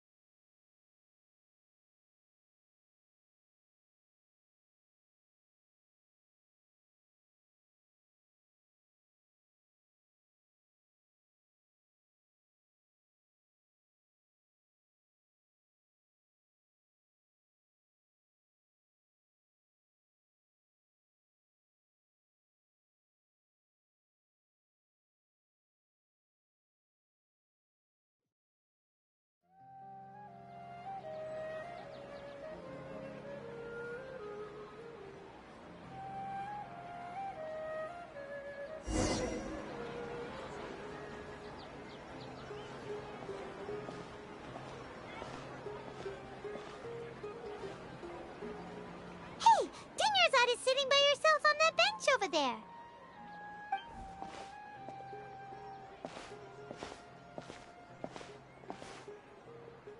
What a coincidence, Dunyarzad. We meet again. Why are you sitting here all by yourself? Oh, I ran into some kidnappers just now, but thankfully Dia came to my rescue. I started to feel unwell after that, so I sat down here. Kidnappers? Oh my goodness, are you hurt? I'm okay. Dia's arm got scratched, but it isn't serious. Whew. That's a big relief. But, Dunyarzad, you seem a little down today. It's the Sub-Zero's festival, and you've been looking forward to it so much! Not at all. I've always been like this. Excessive physical exertion or strong emotions tend to aggravate my illness.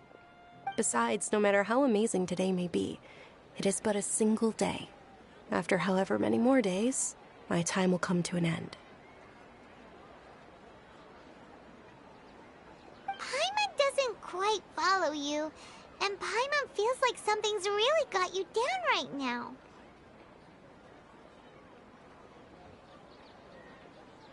It really is fine. I don't mind.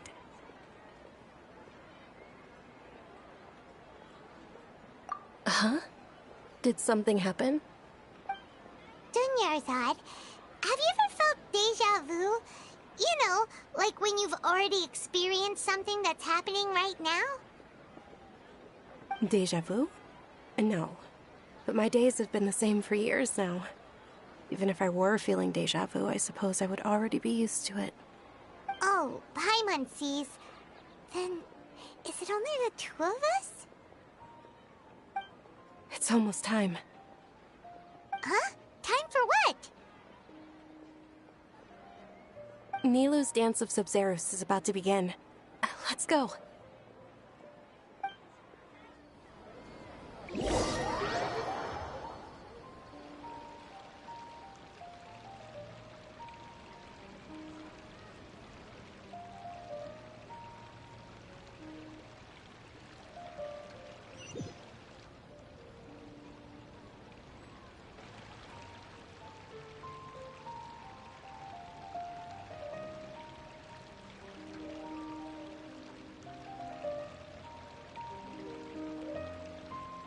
With your lack of intellectual credentials, I do not believe you are qualified to debate with me. What you should be doing is finding workers to tear down this ridiculous eyesore. When we return, have the scribe draft an ordinance before the next Nyagarbaha Day that prohibits public art performances. We will publicly announce it later through the Akasha. Understood. I will inform him when I return. The Sub-Zero's festival. Go celebrate the birth of that god to your heart's content.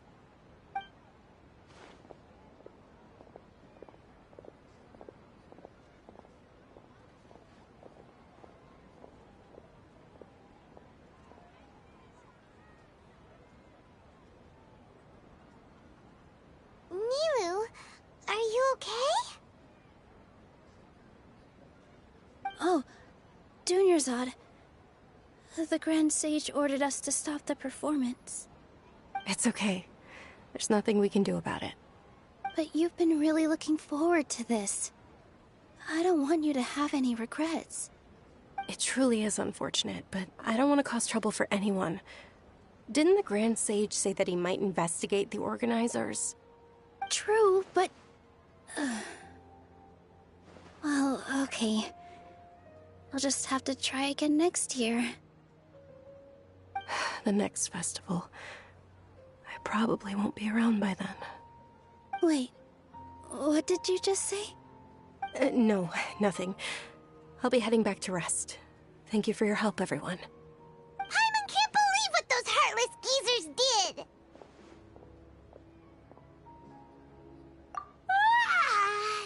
Did Dunyarzad already go back?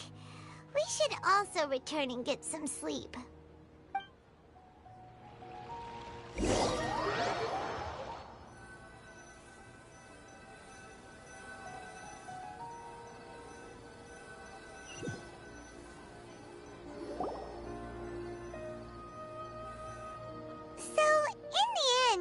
You still couldn't figure out what that déjà vu feeling was all about? Maybe it really was because of exhaustion. Same here. That's why Paimon stopped thinking about it halfway through the day. Then, how about we settle in and get a good night's sleep? For now, we can chalk things up to exhaustion. We can do more thinking tomorrow.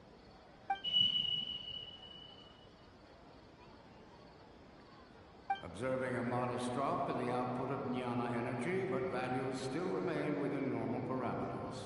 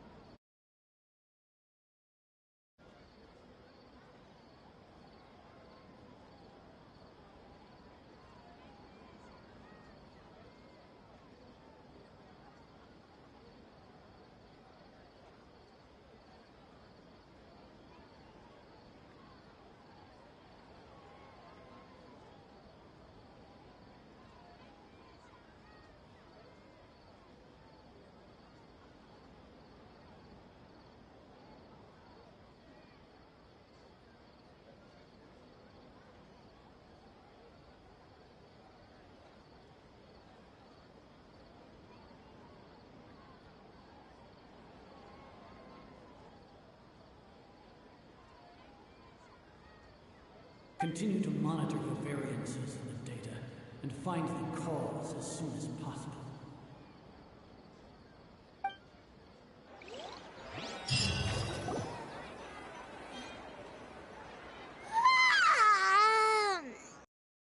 Paimon feels so tired after so much sleep.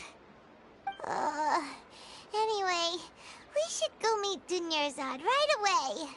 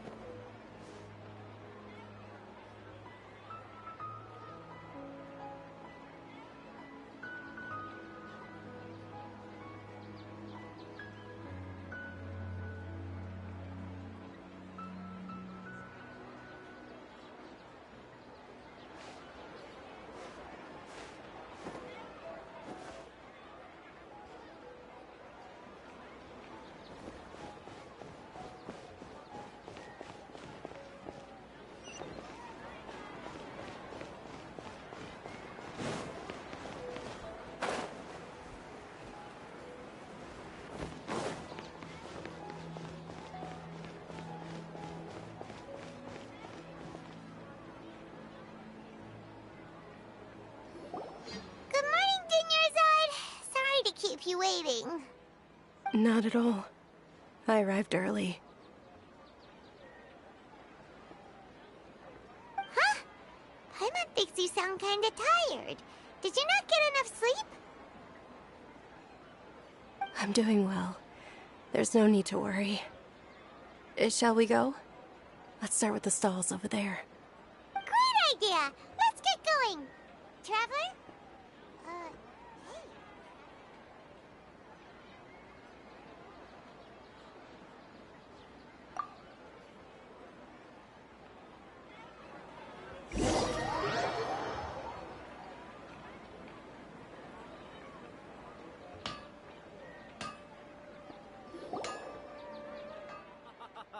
It's all thanks to Miss Dunyarzad's sponsorship that the children can enjoy the Sub-Zero's festival.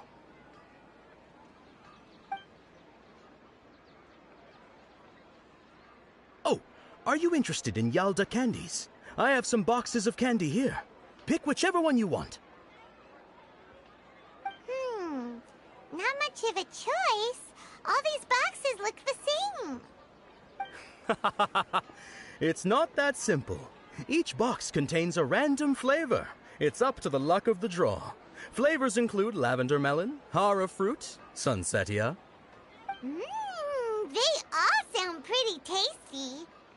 And there's also lizard tail and oni kabuto. Huh? What were those last two? She'll help me choose. Paimon wants to eat the sunsetia flavor. No problem. These boxes of candy are numbered 1 to 5 from left to right. Which one do you want? Oh, I like your confidence. No hesitation at all. Oh, congratulations! Number 4 is indeed sunsetia.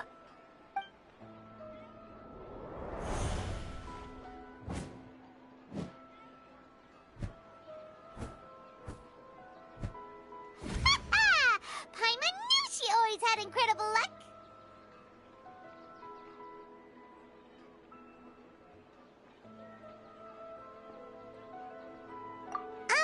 Paimon's not really interested in the other flavors.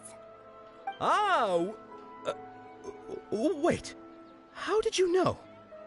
Don't tell me that you already knew which flavor was in each box. What? She was right about all of them? That couldn't have been luck. How is this possible? I packed all those boxes this morning, and they've been sealed ever since. You couldn't have known beforehand. Mind reading? X-ray vision? Or some kind of magic trick? This is way too freaky. Tell us what's going on! Since when did you get superpowers?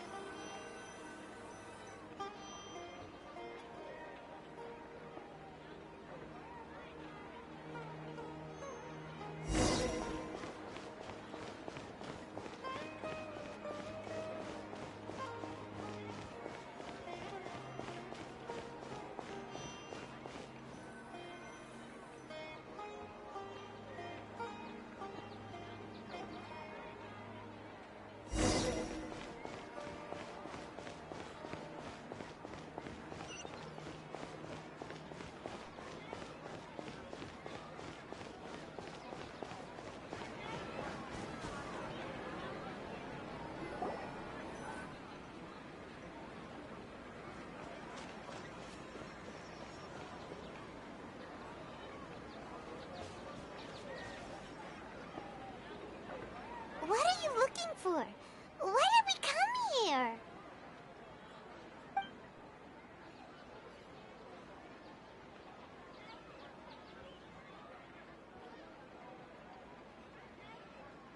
Traveler?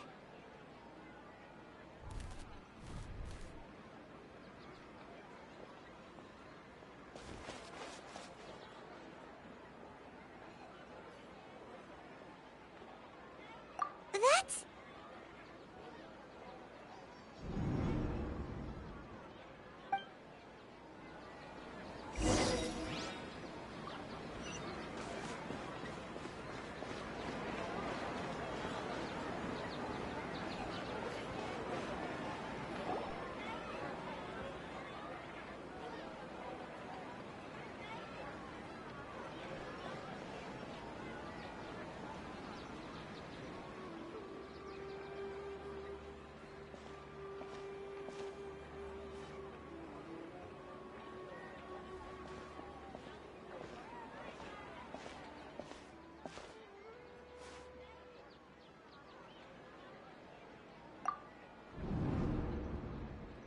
Look!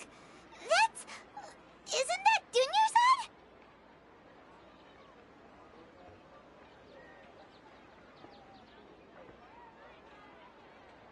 What's happening here?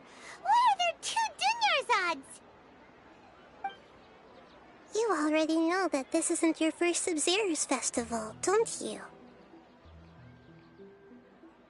I'm sure you already know how to use this. A knowledge capsule? Where did you get it? What's inside? You should use it too, Paimon. You know Paimon?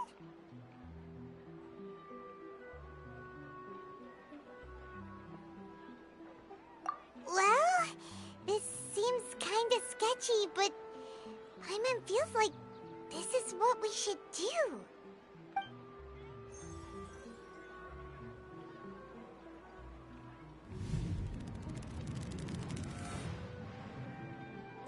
What the?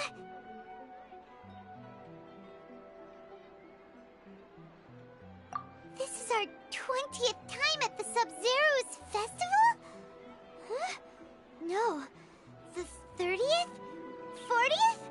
Just how many times have we been to the Sub-Zero's festival? Have we been trapped in a single day? If it weren't for you, we wouldn't have even realized. What the heck was inside that knowledge capsule? Your memories are still scrambled? Try your best to remember. This isn't the first time we've met, and I answered that question a long time ago. Let Paimon think. Oh, it's coming back. Meeting you was the real catalyst for restoring our memories, and the knowledge capsule was just your means of showing our minds the way. What about everyone else? Why are you only helping the two of us? Your sense of deja vu is stronger than everyone else's, yes? As for an explanation, you two received the blessing of Dendro, and you also have special, sensitive constitutions. It was as if a single sheet of paper was separating those memories from your consciousness. A familiar question. I think this is the 7th time you asked that. As you can see, she isn't doing well. You probably sensed it too. The Dunyarzad you were just with is different from the first Dunyarzad you met. That first Dunyarzad is in front of you right now, and she doesn't have a lot of time left.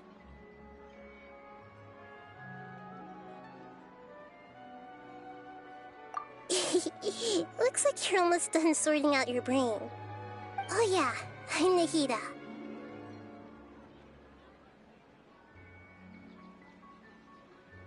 Good, you passed the test. What's happening? You can awaken our memories, and you seem like you know what's going on. Oh, wait, please don't tell Paimon even you don't know. Everything in this world runs in a loop. This cycle is called a samsara. You, Me and everyone else are all stuck inside a one-day samsara. As for the truth, that's on you to find out. If you were told the truth instead of discovering it yourselves, it would literally blow your minds. I don't know how you'd be after that. I can only give you surface-level help, like bits of information and subtle hints. For the rest of the time, I'll be doing all I can to slow down Dunyarzad's illness. She looks like she isn't doing well at all.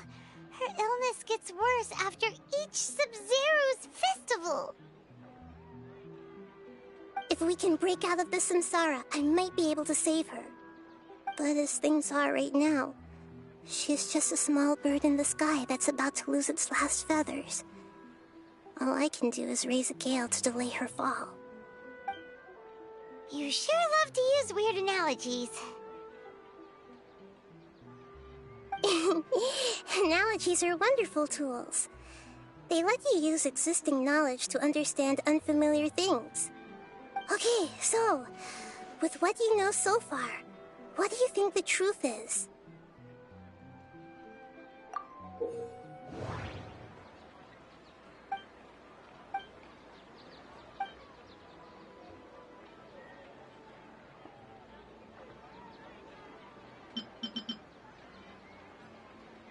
My mind feels exhausted, even though I haven't done too much thinking.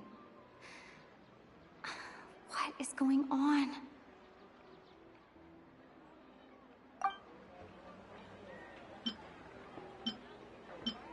Grand Sage said, go celebrate the birth of that god to your heart's content. Did he mean something more? We've already experienced the Sub-Zero's festival many times, and the day of the festival seems to be in a perpetual samsara. What's happening right now seems to have happened before. This feeling has been getting stronger and stronger. The moon, illusions, and lies. What do they all mean?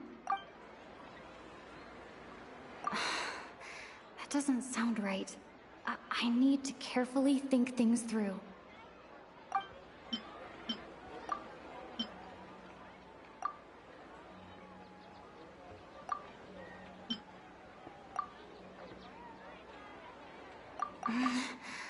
I can't seem to cohesively piece everything together.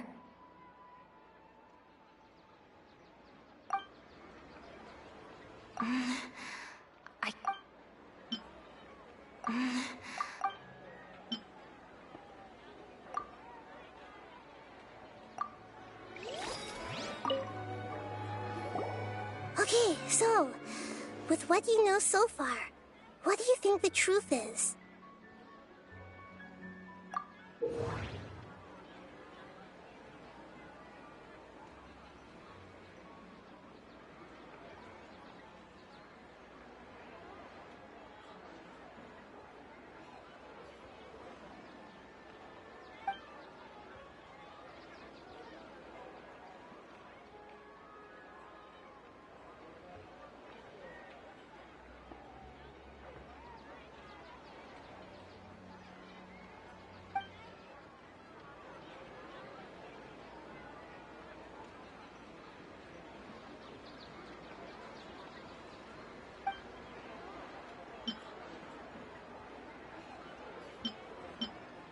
What's happening right now seems to have happened before.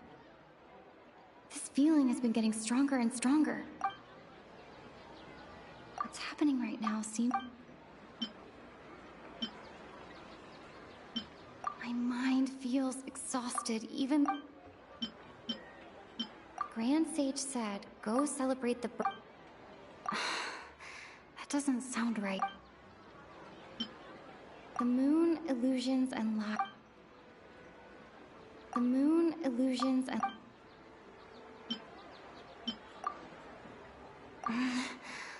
I can't seem...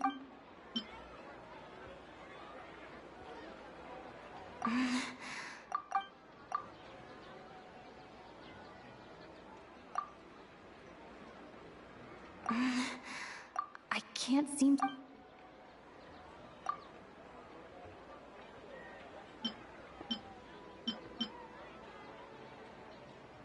That doesn't sound right. I need to carefully think things through.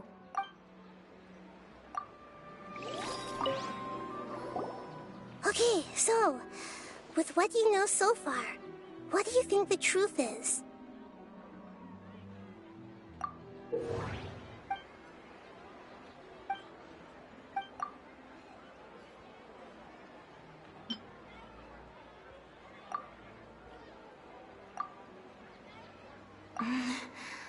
I can't... I can't...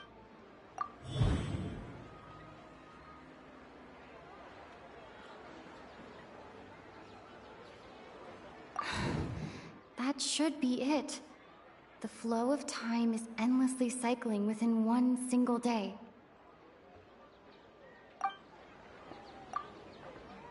A time loop. You've given similarly wrong answers in the past. A pity. Still the wrong answer? Paimon thought that made a lot of sense.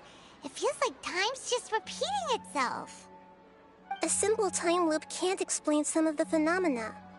You two are still missing a lot of information. Unfortunately, I can't give you any more hints.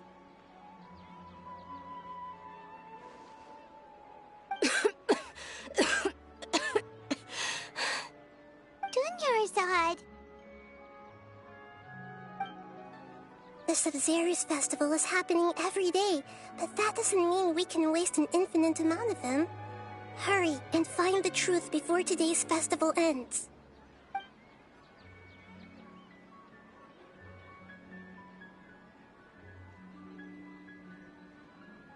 Let's think about our current situation.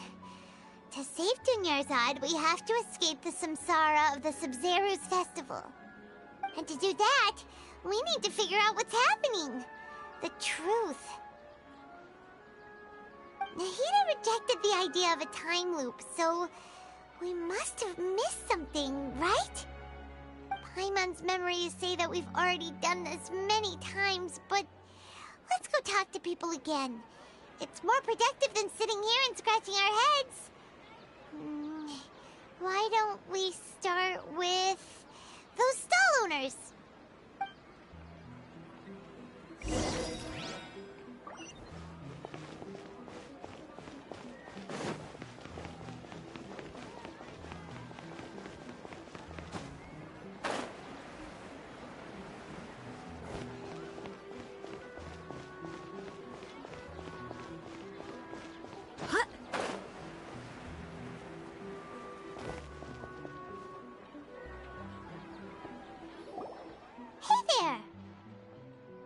Hey, it's you guys again. Where's your cultured friend? She's feeling a little unwell. I see. Did you come back to buy something? I guarantee the freshness of my products. I harvested them from the forest just yesterday. Huh? What brought this about? I hurried back from the forest yesterday, and I'm selling produce here today. I haven't felt anything strange. To put it another way, if you really think about it, was yesterday truly yesterday? Did you actually come back from the forest yesterday? What kind of philosophical nonsense is this? Are you two daydreaming? Didn't you know that no one dreams in Sumeru? Go somewhere else if you want to find someone to daydream with.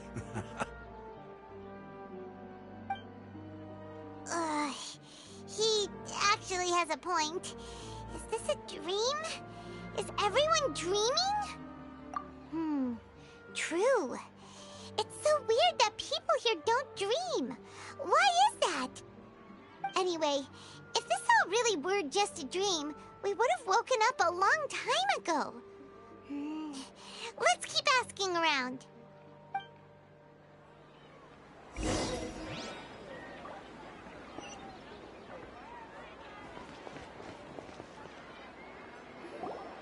Oh, it's you two.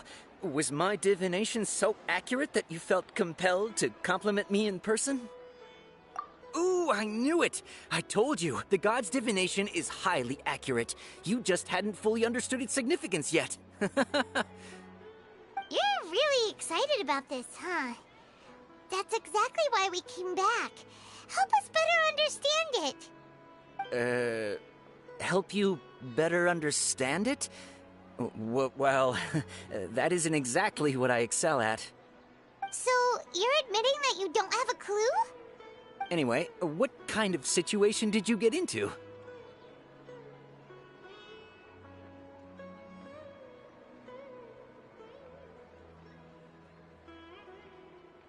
Huh?